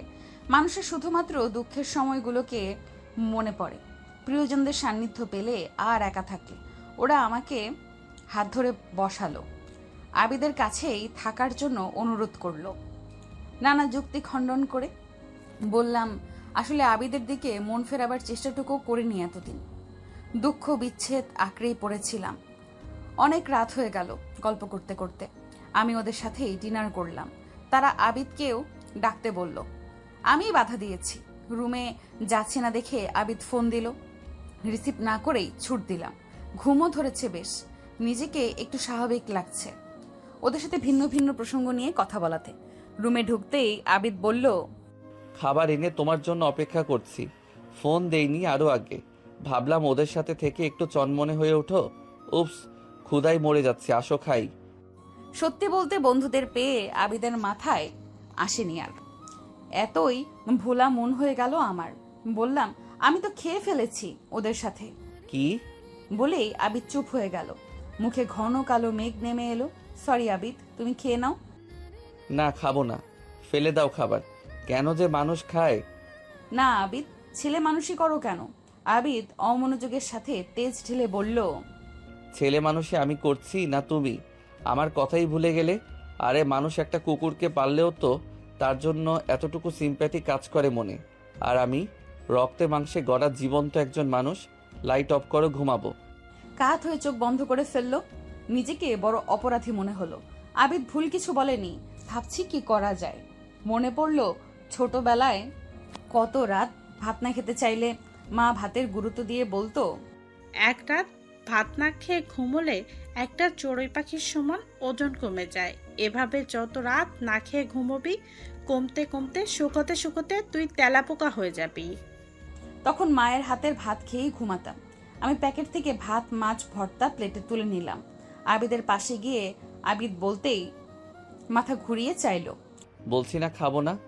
আমি মুখে কিছু না বলে নিজের হাতে ভাত নিয়ে তার মুখের সামনে ধরলাম। আমার চোখে চোখ রেখে খেয়ে নিল সব ভাত। খাওয়া শেষে আলতো হেসে বললাম, প্লেট খালি করলো কে? আবিদ শিহরিত চোখে চেয়ে বলল, অমন হাতে ভাত কেন? বিষ অমৃত লাগবে। আমি আড়ষ্ট হয়ে আমার বিছানায় শুয়ে গেলাম। পরের দিন সকালে রিমা, হিমা, সায়না, আবিদ ও আমি একসাথে নাস্তা খেলাম। রেডি হয়ে সবাই ঘুরতে বেরিয়ে পড়লাম। বন্ধুরা ফাঁকে ফাঁকে চালাকি করে আমার আর আবিদের ক্লোজ শট নিচ্ছে, ভিডিও করছে। আবিদও বুদ্ধি করে আমার গা ঘেঁষে ঘেঁষেই হাঁটলো। পুরো 2 দিন আমরা যতটা সম্ভব সকাল থেকে সন্ধ্যা অবধি ঘুরেছি। সবাই মিলে দারুণ মজা করেছি। সেলফি, ছবি, ভিডিও, নৌকায় চড়া, খাওয়া দাওয়া কিছুই বাকি রাখলো না বন্ধুরা। এত মনোরম, এত মোহনীয়। আমার 2 নয়ন যেন সার্থক হলো। চারপাশে উদার প্রকৃতি, উপরে খোলা আকাশ, স্বচ্ছ জলরাশি, বড় মায়াময়। অপরূপ প্রাকৃতিক সৌন্দর্যে ভরা এই সিলেট ভূমি। চা বাগান থেকে শুরু করে জাফলং, রাতারগুল, জলাবন, হাকালুকি হাওর, সাদা পাথর, বিছানাকান্দি, তামা বিল, পাহাড়, ঝর্ণা কিছুই বাকি রাখিনি। বসে বসে গ্যালারিতে সব দেখছি। ফয়সালের স্থানগুলো আবিদ দখল করে আছে কত অবলীলায়। নিয়তির খেলা বোঝার সাধ্য কারণ নেই। কে কখন যে কার প্রিয় হয়ে ওঠে। ওরা আমাদের রুমে এলো। আবিদও বসে আছে। রিমা বলল, আবিদ ভাই এ পর্যন্ত অনেক টাকা খরচ করেছেন আমাদের জন্য। রুম বুকিং এ কত দিয়েছেন সেই টাকাটা শোধ করে দিতে চাই। আবিদ এক গাল সরল হাসি হেসে বলল, আমি এভাবে শোধ চাই না। তোমরা ঝুমুরের বন্ধু, তাই তার থেকে শোধটা নিতে চাই। হুট করেই বোম ফাটার মতো হিমা বলে ফেলল, কাল আবিদ আর ঝুমুরের বাসর হবে। আবিদের মুখ চকচক করে উঠল রূপোর থালার মতো। আমি অপ্রস্তুত হয়ে গেলাম। চোখ বড় করে, হিমা তুই রুমে যা বলছি। ফাজিল। ওরা আমাদের রুম ছেড়ে চলে গেল। মোবাইল হাতে নিয়ে শুয়ে পড়লাম। হসপিটালে অচেনা নাম্বার থেকে মেসেজ এলো। স্তম্ভিত হয়ে পুরো মেসেজ বার 2 পড়লাম। ভেবে পাচ্ছি না আবিদকে এই মেসেজ দেখানো উচিত হবে কিনা। হিতে বিপরীত কিছু ঘটতে পারে। দেখালে যদি আবার আমার জীবনটা ফানুসের মতো উড়ে উড়ে গিয়ে আটকে যায় অন্য অচেনা বৃক্ষ ডালে। আর চোখে আবিদকে খেয়াল করলাম ইউটিউবে নিউজ দেখছে। আমি উদ্বিগ্ন হয়ে আছি বেশ। বিক্ষিপ্তভাবে চিন্তারা দল বেঁধে অনুপ্রবেশ করছে মস্তিষ্কের প্রতিটি কোষ থেকে কোষে। এই একটি মেসেজ সারাটি রাতের ঘুম কেড়ে নিল। আমার জন্য আরেকজন বিনিদ্র রজনী পার করুক তা একদম চাই না। এমনিতেই কম ঝক্কি ঝামেলা পোহায়নি আমাকে কেন্দ্র করে, তাই আবিদকে জানালাম না। জোর করে ঘুমানোর চেষ্টায় মগ্ন হলাম। গভীর রাতে ঘুম নামলো আখি জুড়ে। কখন যে ভোর শেষ হয়ে গেল, বেলা হলো, টের পাইনি। আবিদ আমাকে ছোট্ট শিশুর মতো করে নেড়ে চেড়ে ডেকে তুলল। তবুও আমি হাই দিয়ে যাচ্ছি। বিছানা ছাড়তেই পারছি না। আবিদ গিয়ে জানলার পর্দা সরিয়ে দিল। রোদের কড়া ঝাঁজ ঠিকরে আমার চোখে এসে পড়ল। আমি তাকাতেও পারছি না। পিট পিট চোখে যাচ্ছি বিড়ালের মতো। আলসেমিতে উ আ করছি, হাই দিচ্ছি, এপাশ ওপাশ হচ্ছি বিছানার। আবিদ নিবিড় হয়ে নেশাতুর চাহনিতে আমাকে দেখছে। আমি তার চোখে চেয়ে লজ্জাতুর পাতার মতো গোপনে চুপসে গেলাম। পরক্ষণে 2 ঠোঁট ঝাঁকিয়ে জিজ্ঞেস করলাম, অমন করে কি দেখছো? আমি চিড়িয়াখানার কোনো আজব প্রাণী আফ্রিকার জঙ্গল থেকে ধরে আনা? বিরহ কাতর প্রেমিকের মতো কণ্ঠে রোমাঞ্চ মিশিয়ে বলল, একটি রুম, 2 জন নরনারী, একজন যুবতী, একজন যুবক। এরা নিপাট ভদ্রজন না হলে এভাবে সম্ভব? এরা মানব নয়, এরা মহামানব। বর্তমানে যেসব নিউজ হয় প্রিন্ট মিডিয়ায়, অনলাইন মিডিয়ায়, ইলেকট্রনিক মিডিয়ায়, সেই হিসেবে এই বিষয়টাও নিউজ হওয়ার মতো। পত্রিকার চিপাচাপা দিয়ে হলেও টিভি নিউজের নিচে শিরোনাম হওয়ার মতো। আবিদের কথা শুনে কুটকুট করে হাসছি। কিছু মানুষ আছে হাসির কথাকেও এমন সিরিয়াস করে বলতে পারে, না হেসে পারা যায় না। আবিদও সেই মানুষগুলোর একজন। সেই নিউজ লিখবে কে? আবিদ বলল, আমি লিখব। কি লিখবে? কি লিখব শুনো তাহলে মন দিয়ে। এবার গ্রামগঞ্জের ভিন্ন খবর। গাইবান্ধা থেকে রিপোর্ট করছেন জহিরুল। ফারিহা, আমি এখন দাঁড়িয়ে আছি সিলেটের সেই নিরিবিলি নামক আবাসিক হোটেলের সামনে। এখানে আবিদ নামের এক যুবক ঝুমুর নামের এক যুবতী মেয়েকে তুলে এনে বিয়ে করেছে। পরে জানা গিয়েছে মেয়েটি স্বেচ্ছায় এসেছে। তারা লুকিয়ে অবস্থান করছে এখানে একটি রুমে। চমকপ্রদ খবর হলো এই যুবকের স্ত্রী বর্তমান। আরও গরম খবর হলো এরা দুজন আজ অবধি শারীরিক সম্পর্ক স্থাপন করেনি, অথচ তাদের বিয়ের বয়স 4 মাস চলছে। শেষের বাক্য শুনেই আমি ঝট করে বিছানা থেকে নেমে পড়লাম। আবিদ হাত টেনে ধরল। লাগছে, ছাড়ো। দেখলে পাখি, কি কড়া ডোজ দিয়ে বিছানা ছাড়ালাম তোমার। ফ্রেশ হও, নাস্তা খাবো। আমি তো আর কারো মতো ভুলো মোনা নয়, নিষ্ঠুরও না। আমি তাকে চোখ পাকিয়ে ওয়াশরুমে চলে গেলাম। বের হয়ে দেখি আবিদ নেই। কিছু সময় পর এলো নাস্তা নিয়ে। গরম গরম খাস্তা পরোটা, কলিজা ভুনা, মুগ ডাল, সুজির হালুয়া। পরোটা ছিঁড়ে মুখে পুরে দিতে দিতে বলছি, আজকের নাস্তা দারুণ পছন্দ হয়েছে আমার। পরোটা যেমন গরম তেমনি তুলতুলেও আছে। সাথে সাথে সে রিপ্লাই দিল, হ্যাঁ, ঠিক তোমার মতো। আমি চোখ কটমট করে চাইলাম আবিদের দিকে। বললাম, একদমও ভুল বলিনি। তুমি যেমন গরম তেমনি তুলতুলে নয় কি? গরমটা না হয় বুঝলাম, আমার আচরণে বারবার সেটা প্রকাশিত। কিন্তু তুলতুলে তুমি কিভাবে বুঝলে? রাতে আমি ঘুমিয়ে গেলে? উপস, তোমার হাত ধরেছি না কতবার। আচ্ছা, আমরা এখানে থেকে আর কাজ কি?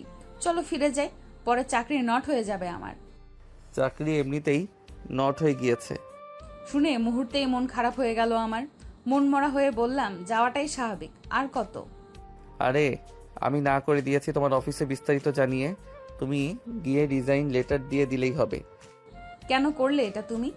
আশ্চর্য, আমি ঢাকায় থাকবো আর তুমি গ্রামে থাকবে। শিলাও তো গ্রামে থাকতো।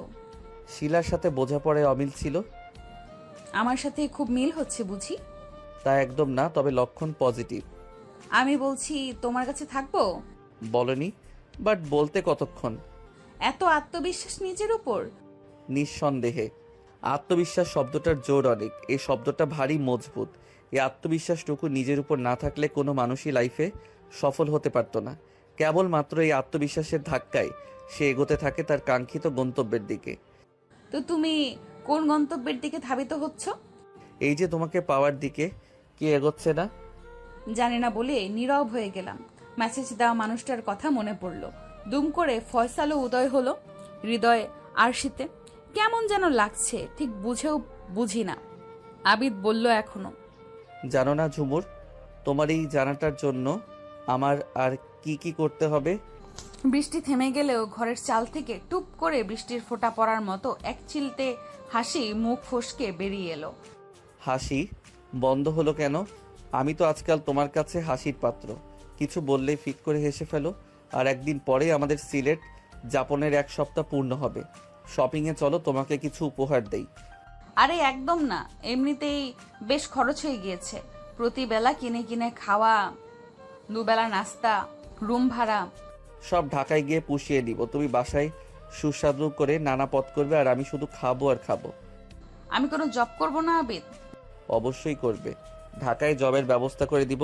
কাটুক না এভাবে কয়েক মাস। নিষ্পাপ শিশুর মতো এক আকাশ খুশি হয়ে। এই, তার মানে তুমি আমাকে ছেড়ে যাবে না? না, যাব না। মায়ের কথাই আমার কাছে শিরোধার্য। ভনিতা না করেই জানিয়ে দিলাম। মায়ের কথা শুধু? তোমার কথা না? লুকোচুরি, বাহানা? বলে আবিদ আমাকে হ্যাচকে টানে বিছানায় ফেলে দিল। এমন সময় দরজা ঠকঠক করে শব্দ হলো। আবিদ মুখ খিচিয়ে। শালার শালিরা আর সময় পেল না, দরজা খুলে দিল। এই ঝুমুর, বাসর হয়েছে? চট করে হিমা জিজ্ঞাসা করলো, আমি কিছু না বলতেই আবিদ নতুন বরের মতো চিনি গুঁড়া হাসি দিয়ে সখীরা বাসর না সাজিয়ে দিলে বাসর হয়? ওহো, তাই তো। এই আজকে আয়োজন করব, কি বলিস? বলল রিমা। বাকি দুজন রিমার কথায় সায় দিল।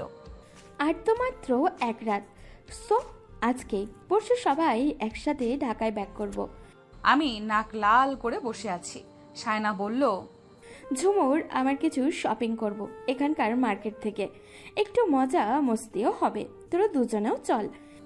আবিদ বলল, আমার একটা অফিসে যেতে হবে, ঝুমুরকে নিয়ে তোমরা যাও। আর আমার পক্ষ থেকে ওকে একটা শাড়ি কিনে দিও। মেয়েদেরকে ফুলসজ্জায় শাড়ি পরা দেখতেই সুন্দর লাগে। ফুলও কিনবে আমার টাকায়, অন্যের টাকায় বাসর হলে মনে ফুর্তি কম লাগবে। এই নাও টাকা। আবিদ ওদের হাতে একটা টাকার বান্ডেল দিল। ওদের জোরাজোরি আর আবিদের আবদারে রাজি হতে বাধ্য হলাম। বের হওয়ার আগে মায়ের সাথে কথা বললাম, কারণ আমার মা বেশি ভালো থাকে মায়ের সাথে বলার পরেই। মাকে জানিয়ে দিলাম, মা তোমার কথা রাখলাম, আবিদের সাথেই সংসার করব জনমভর। মা ফোনের ওপাশে কেঁদে ফেললো। আমিও ফুপিয়ে কেঁদে উঠলাম। মা অনেক খুশি হলো আমার সিদ্ধান্ত শুনে। বলল, আদিব যেভাবে চায় তোকে সেভাবেই চলিস মা। মেয়েদের ঘর বারবার ভাঙলে এ সমাজ সে মেয়েটাকে আত্মীয় স্বজন থেকে শুরু করে সবাই মন্দ মেয়ে হিসেবে জানে সারা জীবন। খোটার আর শেষ নেই। বলে মা প্রাণ উজাড় করে প্রার্থনা করলো আমি যেন সুখী হই। সময় করেই আবিদকে নিয়ে আমাদের বাড়ি যেতে বলে রাখলো। আবিদ যখন আমার ননদের হাজবেন্ড ছিল, মা তখন থেকেই একজন ব্যক্তি হিসেবে আবিদকে খুব পছন্দ করত। ফয়সালকেও ভারী পছন্দ করত, কিন্তু নিয়তি নির্মম পরিহাসের সাথে কেউই টিকে উঠতে পারে না। সময় এই নিদারুণ নির্মমতাকে সয়ে নিতে সাহায্য করে।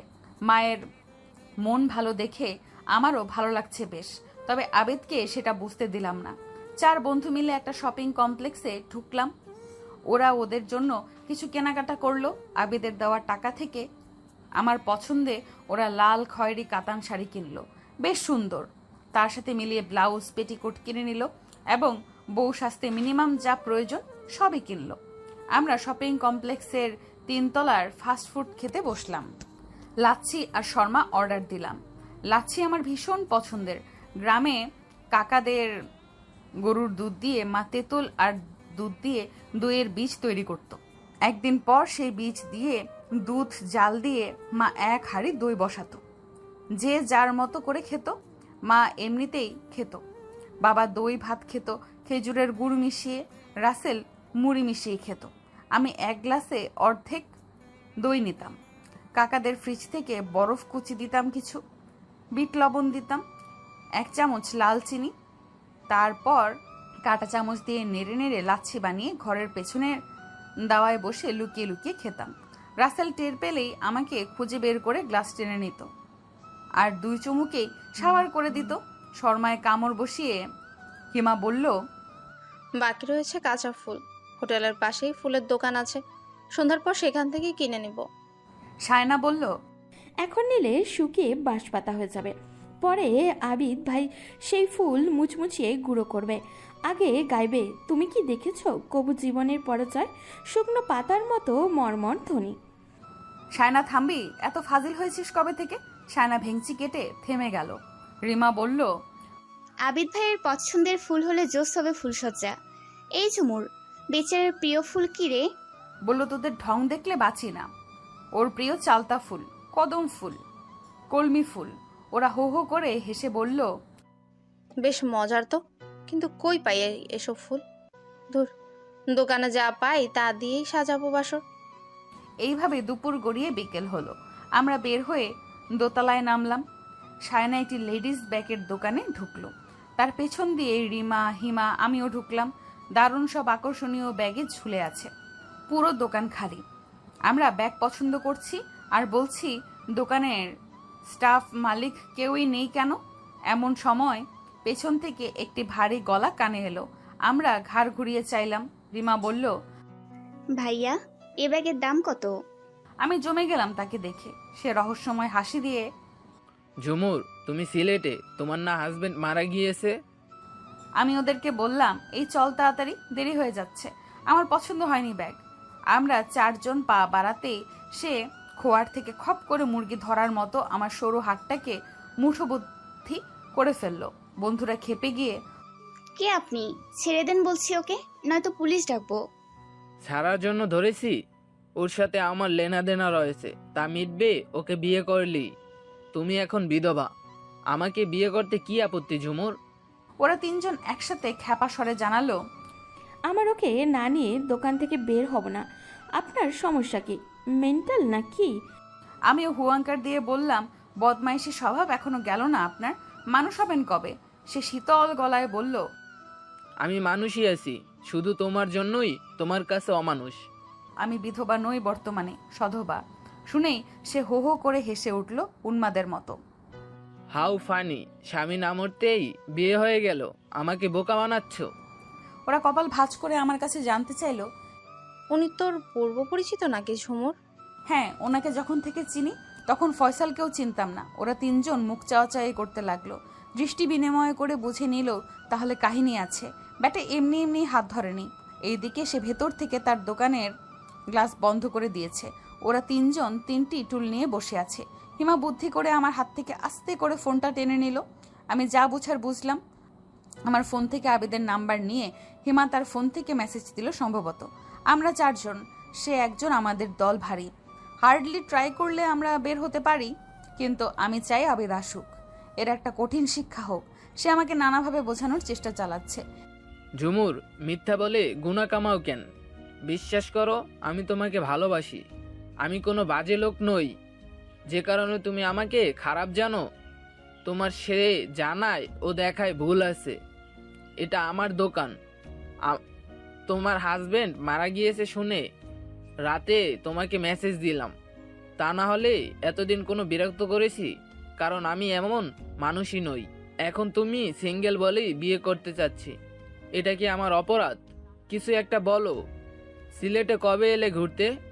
এইভাবে নানা কথায় সময় গড়ালো ঘন্টার মতো। রিমা গ্লাস টেনে বের হয়ে গেল। একটু পর আবিদ সহ দোকানে ঢুকলো। আবিদকে দেখে আমার কলিজায় পানি এলো। এত ভালো লাগছে ভাষাতীত। আবিদ দোকানে ঢুকেই ভদ্রভাবে তাকে বলল, অন্যের বউকে জোর করে বিয়ে করতে চাওয়া কোনো অপরাধের আওতায় পড়ে জানেন? আপনি যে এখন অভিনয় করে ঝুমুরকে বাঁচাতে এসেছেন তা বেশ বুঝেছি। আমার দিকে চেয়ে, বাহ, শুধু আমি খারাপ, স্বামী না মরতেই আরেকজন জুটিয়ে ফেললে, বলল সে। আবিদ ক্ষিপ্ত হয়ে তার শার্টের কলার টেনে ধরল। সে আবিদকে ঘুষি মেরে বসলো বুকে। আমি আবিদকে টেনে ছাড়লাম। আবিদ আমাকে জিজ্ঞেস করলো, কে এই বেয়াদব? এই রাজীব, আমাদের গ্রামের ফয়সালের আগে থেকেই আমার পেছনে ঘুরতো প্রেম করার জন্য। নানাভাবে উত্ত্যক্ত করেছে। পরে তাদের পরিবার দিয়ে আমাদের বাড়ি বিয়ের প্রস্তাব পাঠিয়েছে। ততদিনে ফয়সালের সাথে আমার সম্পর্ক ঘনিষ্ঠ হয়ে যায়, তাই বিয়ের প্রস্তাব নাকচ হয়। এরপর আর কোনো ঝামেলা করেনি। ফয়সাল যে আমাকে আরো আগেই ডিভোর্স দিয়েছে সে জানে না। আবার তোমার সাথে যে আমার বিয়ে হয়েছে তাও জানে না। ভেবেছে আমি সিঙ্গেল, তাই আমাকে দেখা মাত্রই আটকে ফেলে তার এই দোকানে, আর বিয়ে করার জন্য ফোর্স করে। রাজীব বলল, ফয়সাল যে তোমাকে ডিভোর্স দিয়েছে এটা জানতাম না।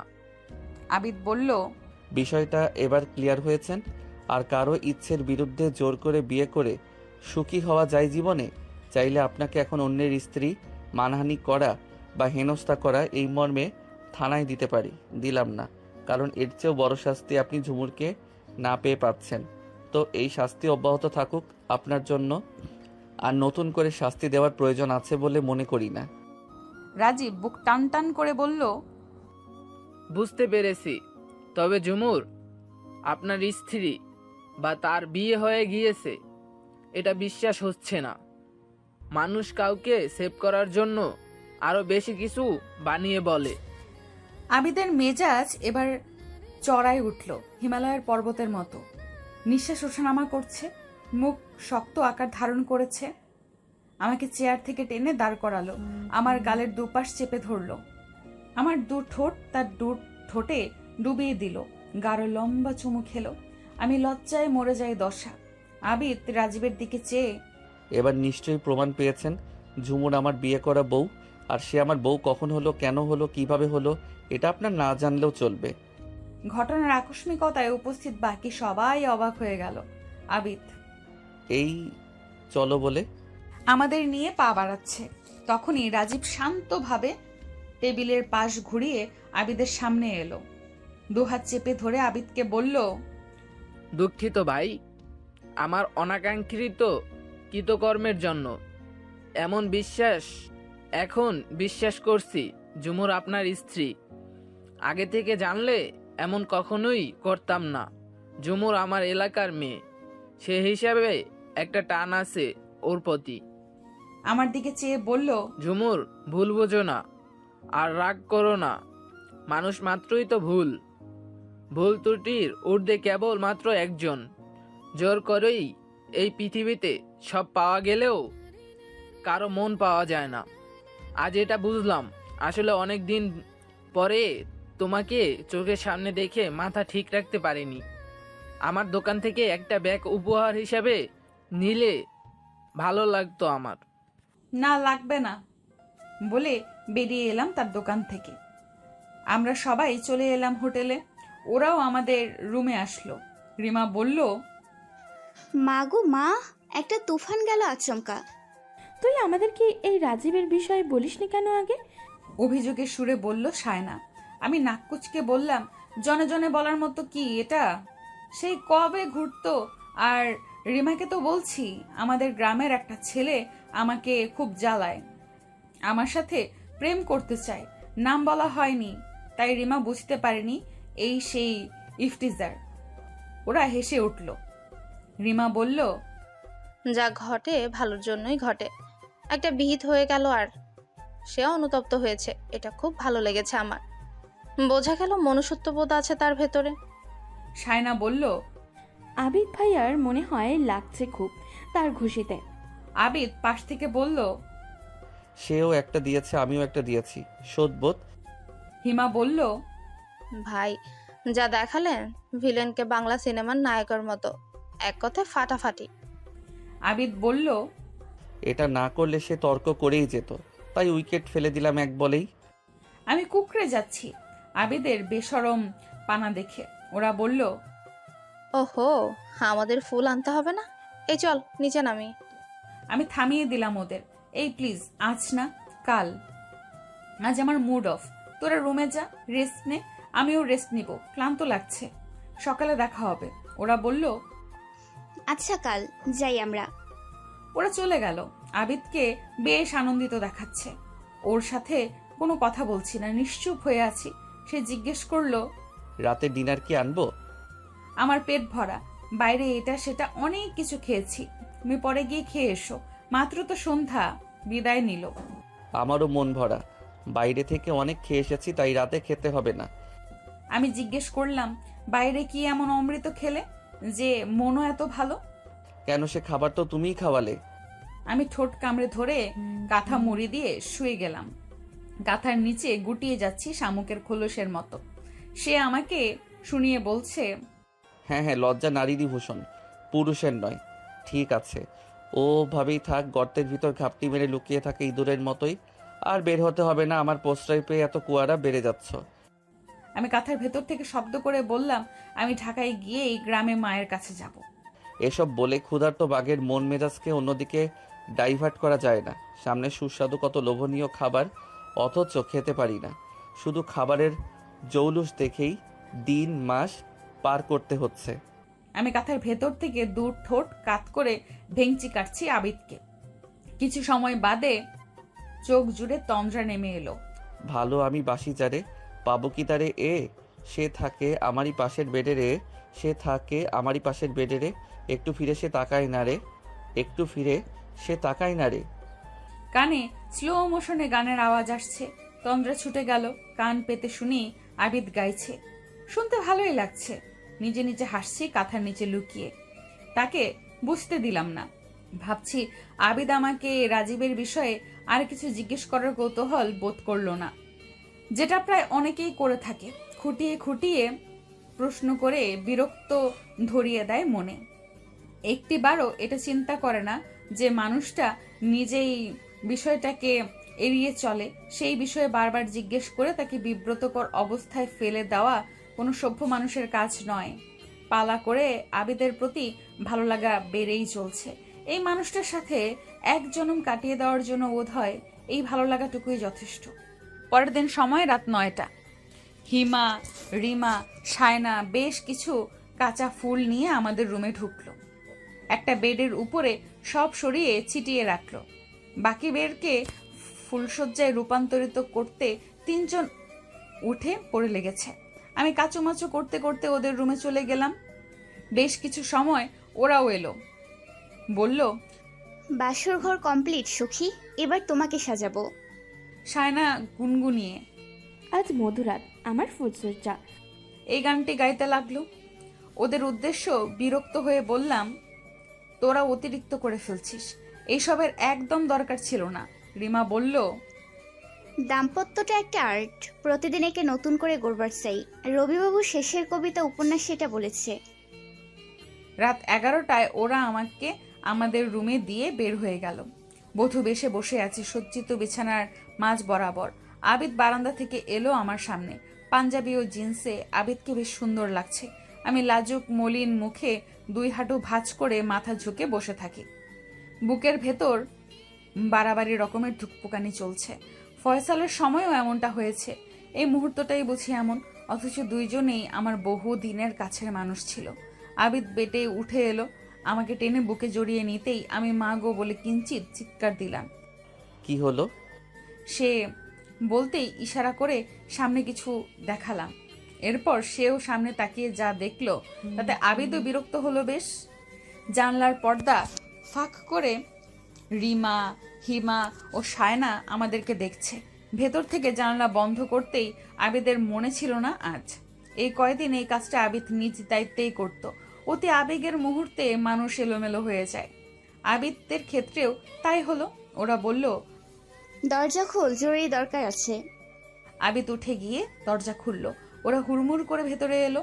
আমাদের দুজনের উদ্দেশ্যে রিমা বলল, তোদের বাসর অফ, আবার বিয়ে করতে হবে, তারপর সব। কারণ আগের বিয়ে ছিল একটা চুক্তি বা শর্তের বিয়ে। তখন নিয়ত ছিল আদিব ভাইয়ের এমন, আমি 3 মাস পর একে ছেড়ে দিব। আর এখন নিয়ত করবে সারা জীবন একসাথে রহিব মোরা। আমি আম্মুর সাথে কথা বলার সময় সব বলছি। তখন আম্মু বলল, এখন আবার নতুন করে বিয়ে পড়ানো হলে? আবিদ রাগে মাথার চুল টানতে থাকে। বলে এই কথা মাও আমাকে বলেছে। আমি কান দেইনি বিষয়টাতে। আবিদের কথা শুনে আমারও হুঁশ হলো। আমার মাও এটা বলছে, বিয়েটা আবার পড়িয়ে নিলেই উত্তম। আর কেউ 2 কথাও বলতে পারবে না। আবিদ বেশ চিন্তিত হয়ে গেল। আমি উঠে যাচ্ছিলাম শাড়ি চেঞ্জ করতে। আবিদ থামিয়ে দিল, বলল, বিয়ে হবে এই রাতেই, যত দেরি হোক না কেন আমি ব্যবস্থা করতেছি। সে বের হয়ে গেল। আধা ঘন্টা পরে কোথা থেকে কাজী সহ সে ফিরে এলো। মিষ্টিও নিয়ে এলো। তার সাথে আরো 2 জন লোক ছিল। এরা তার পক্ষে সাক্ষী হবে। বন্ধুরা উৎফুল্ল হয়ে উঠল, বলল, যাক, আমাদের পরিশ্রম বৃথা যাবে না। এবারের বিয়ে ফাইনাল বিয়ে। ভিডিও কনফারেন্সে যোগ দিল আমার মা, বাবা, চাচি, আবিদের মা, বাবা, আরো 2-4 জন নারী পুরুষ। ছবি তোলা হলো, ভিডিও করা হলো। ধর্মীয় নিয়ম অনুযায়ী আবিদ আমাকে আবার বিয়ে করলো। কাজী সাহেবকে তার সম্মানে দেওয়া হলো। তারা মিষ্টি মুখ করে চলে গেল। রিমা সবাইকে মিষ্টি বিতরণ করলো, নিজেও টপাটপ করে 2-4টা সাবার করে ফেললো। ক্লাসে ওকে আমরা মিঠাই রানী বলে মজা লুটতাম। ওরা চলে গেল আনন্দ নিয়ে। আবিদ বলছে, ন্যাড়া বেলতলায় একবারই যাই, জানালা দরজা ভালো করে বন্ধ হলো, নয়তো তোমার নির্লজ্জ বন্ধুরা আবার ওকি দিয়ে দেখবে, আর তুমি ও মাগো বলে চিল্লানি দিবে। মনে মনে বলছি এবার আর রক্ষা নেই। বুকের ধুকপুকানি আগের মতোই শুরু হলো। নিশতি রাত, নিস্তব্ধ পৃথিবী, সমস্ত দিনের লেনা দেনা চুকিয়ে সবাই ঘুমের ঘোরে বিভোর। হয়তো কেউ কেউ জেগে আছে আমাদের মতোই, কেউ জেগে আছে হর্ষে বিষাদে, কেউ জেগে আছে বিরহ বেদনায়, কেউ জেগে আছে একরাশ হতাশায়, কেউ জেগে আছে জীবনের অনটনে, কেউ জেগে আছে বুক ভরা সুখে, কেউ জেগে আছে রোগ যন্ত্রণায়। আমি জেগে আছি অনাগত ভবিষ্যতের আকুল ভাবনায়। আবিদ জেগে আছে হৃদয়ের ঝাঁপি ঝাঁপি রোম্যান্স নিয়ে। আমার কল্পনায় ছেদ পড়ল আবিদের হাতের উষ্ণ ছোঁয়ায়। একটি শক্ত হাত চেপে ধরেছে একটি কোমল হাত, আমরণ সঙ্গী হয়ে পথ চলার অঢেল বিশ্বাস আর ভালোবাসায়। আমার হাত টেনে একটি আঙুলে আবিদ সোনার একটি আংটি পরিয়ে দিল। মুগ্ধতায় আমার নয়ন ভরে গেল। আমার চিবুক উছিয়ে কপালে নরম চুমু খেলো। আমি গোপনে কেঁপে উঠলাম। বুকে আসো। বলে জড়িয়ে ধরলো। অসীম ভালো লাগায় বুকের ভেতর তোলপাড় হচ্ছে আমার। জিজ্ঞেস করলো, তোমার বুক কাঁপছে কেন ঝুমুর? নার্ভাস লাগছে নাকি উচ্ছ্বাসে?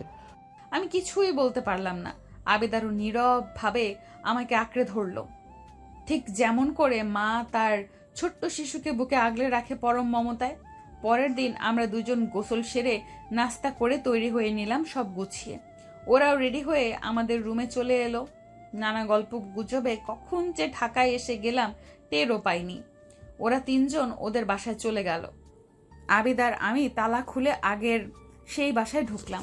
আবিদ আমাকে বাসায় রেখে অফিসের কাজে চলে গেল।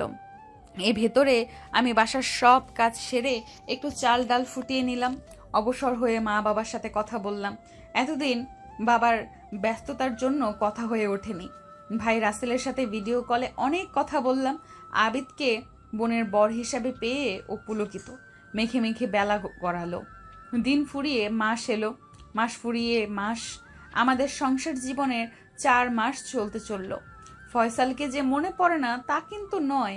আকাশে হঠাৎ হঠাৎ বিদ্যুৎ চমকানোর মতো মাঝে মাঝে ফয়সালের সান্নিধ্যে কাটানো সুখের মুহূর্তগুলো দুঃস্বপ্ন হয়ে হানা দেয় মনের চিলে কোঠায়। তখন এলোমেলো হয়ে যায় আমার অনুভূতিগুলো, গুমড়ে কাঁদে। জীবনে যা কিছু প্রথম তাকে ভোলা এতই সহজ। শত্রুকেও তো কখনো কখনো মনে পড়ে ঘৃণার সাথে। আর ফয়সাল তো কোনো এক সময় ছিল আমার আনন্দে থাকার বড় অবলম্বন। ফয়সালের পাওয়া 5 লক্ষ টাকা রাসেল ও আব্বা ম্যানেজ করেছে। আব্বা তাদের বাড়ি গিয়ে ফয়সালের বাবার হাতে দিয়ে আসলো। যদিও আবিদ দিতে চেয়েছে, কিন্তু আমি একদমই হতে দেইনি। এই কয়দিন আমার শরীরটা ভালো যাচ্ছে না, প্রায় বমি হয়। আবিদ আমাকে ডাক্তারের কাছে নিয়ে চেক আপ করালো। জানতে পারলাম মা হতে চলেছি। আবিদের বাঁধ ভাঙা খুশিতে আমার চোখের কোণে আর্দ্র হয়ে উঠল। মা শুনে বাড়ি চলে যেতে বলল। আবিদ আমাকে নিয়ে গ্রামে তাদের বাড়ি গেল। তার পরিবারের সবাই আমাকে আপন করে বুকে টেনে নিল। সেখানে 2 দিন থেকে আবিদ সহ আমাদের বাড়ি গেলাম। পরে সে ঢাকায় চলে গেল। আমি তাদের বাড়ি চলে গেলাম বারবার শাশুড়ি মায়ের ফোন কল পেয়ে। শাশুড়ি মা আমার পছন্দের খাবার তৈরি করে খাওয়ান। আবিদের ছোট বোন অর্থাৎ আমার ননদ আরিশা আমার জন্য রোজ দুপুরে কিছু না কিছু টক ভর্তা বানিয়ে নিয়ে আসে। আমার শ্বশুর মসজিদ থেকে নামাজ পড়ে আসার সময় পাঞ্জাবির পকেটে করে এটা সেটা নিয়ে আসে খাওয়ার জন্য। আমি নুইয়ে যাই লাজুক লতার মতো ওনাদের এত মায়া মমতায়। ননদ আরিশা আমার হাত ধরে বলে, ভাবি এমন চেপে চেপে থাকো কেন? তুমি কি কোনো ভুল করছো নাকি? তোমার ননদ ছিল, তার তো কাছেই যেতে পারতাম না। তার নাকি প্রাইভেসির ব্যাঘাত ঘটে। কোন প্রাইভেসির ব্যাঘাত ঘটে তা তো দেখতেই পেলাম। ওর কথার লেজ টেনে শাশুড়ি মা বলে, বৌমা তুমি আমাদের সাথে যেভাবে মিশে থাকো, শিলা তো তার ধারের কাছেও ছিল না। আর তোমাকে আমি আগেও বৌমা বলতাম, এখনো বলি। তফাৎ হলো আগে ছিলে দূরের বৌমা আর এখন হলো আমার নিজের বৌমা। এই বলে উনি প্রাণ খোলা হাসি দিলেন। ওনার হাসি দেখে আমার ভেতরে এক দরিয়া প্রশান্তির ঢোল খেতে লাগলো। এইদিকে ওনার কথার রেশ ধরে শ্বশুরাব্বা এসে বললেন, সুখ শান্তি বিয়ে শাদী জন্ম মৃত্যু সবই উপরওয়ালার হাতে। না হলে ঝুমুরকে পছন্দ করে বিয়ে করা ফয়সাল আচম্বিত এমন উগ্র মেজাজের হয়ে গেল কেন? কেনই বা ছেড়ে দিল এত ভালো মনের একটা মেয়েকে? কেনই বা ফয়সাল বাইক অ্যাক্সিডেন্ট করলেও মরেও গেল? কেন আবার ফিরে পেতে চেয়ে আবিদের সাথে বিয়ে দিল? সেই ছোটায় তার বোনটাও পালিয়ে গেল। সবই মালিকের ইশারা মাত্র। এসবের উপর আমাদের শুকরিয়া আদায় করা উচিত। আমি মায়ের কাছে গিয়ে বললাম, মা আপনার ছেলে বলেছে আমাকে আবার ঢাকা নিয়ে যাবে। আমি আপনাদের ছেড়ে যাব না। শহরে খালি রুমে দম বন্ধ হয়ে আসে। আরিশা এসে আমার গাল টেনে ধরে, সে দায়িত্ব তুমি বাবার উপর ছেড়ে দাও সুইটহার্ট। সবাই একসাথে হেসে উঠলাম। জগতে মানুষে মানুষে কত ব্যবধান তা আবার উপলব্ধি করতে পেরে আমি স্তম্ভিত হলাম। এক দল নতুন মানুষের সাথে অফুরন্ত ভালো লাগায় সময়গুলো অতিবাহিত হচ্ছে। দিনে দিনে শরীরটাও ভারী হয়ে যাচ্ছে। 2 মায়েরই একান্ত ইচ্ছে 7 মাসের সাধের অনুষ্ঠানের আয়োজন করা হলো। 2 পক্ষের বিপুল লোকজন এলো। বহু উপহার সামগ্রী পেলাম। গতরাতে আবিদও এলো ঢাকা থেকে। আয়োজন শেষে বিছানায় যেতে যেতে নিশি রাত হয়ে গেল। আবিদ আগেই ঘুমিয়ে গিয়েছে। আমি ভাবনার অতলে হারিয়ে যাচ্ছি। আমার ফানুসের জীবন এসে ঠেকলো যেখানে, সেখানে ভালো আছি, বেশ আছি। আগে ফয়সালদের সংসারের সব কাজ একা নিজ হাতে সামলাতাম। তবুও তার মা বোনের কাছে আমার অবস্থান ছিল অচল পয়সার মতো। আর আবিদের সংসারে আমি তেমন কোনো কিছুই করিও না। তবুও তাদের সবার কাছে আমি লক্ষ্মীবধূ আর মিষ্টি মেয়ে। অনেকের মুখে শুনতাম মেয়েদের প্রথম বিয়ে যে কোনো কারণে ভেঙে গেলে বা প্রথম স্বামী মারা গেলে দ্বিতীয় বিয়ে তার জীবনে সুখকর হয় না। আমার এখন এই কথা বিশ্বাসই হচ্ছে না। আসলে প্রথম, দ্বিতীয়, তৃতীয় বলে কোনো কথা নেই। কে কখন কিভাবে কার সাথে ভালো থাকবে, সুখে থাকবে, এটা সবচেয়ে বেশি নির্ভর করে মেন্টালিটির উপরে। ব্যাস, আর কিছুই লাগে না। তখন নুন পান্তা খেয়েও এক জীবন নিশ্চিন্তে পার করা যায়। মেন্টালিটি 70% মিলে গেলেই এনাফ। কারণ শতভাগ তওয়াত দুনিয়ার কোনো দাম্পত্য সঙ্গীরই মিলে না।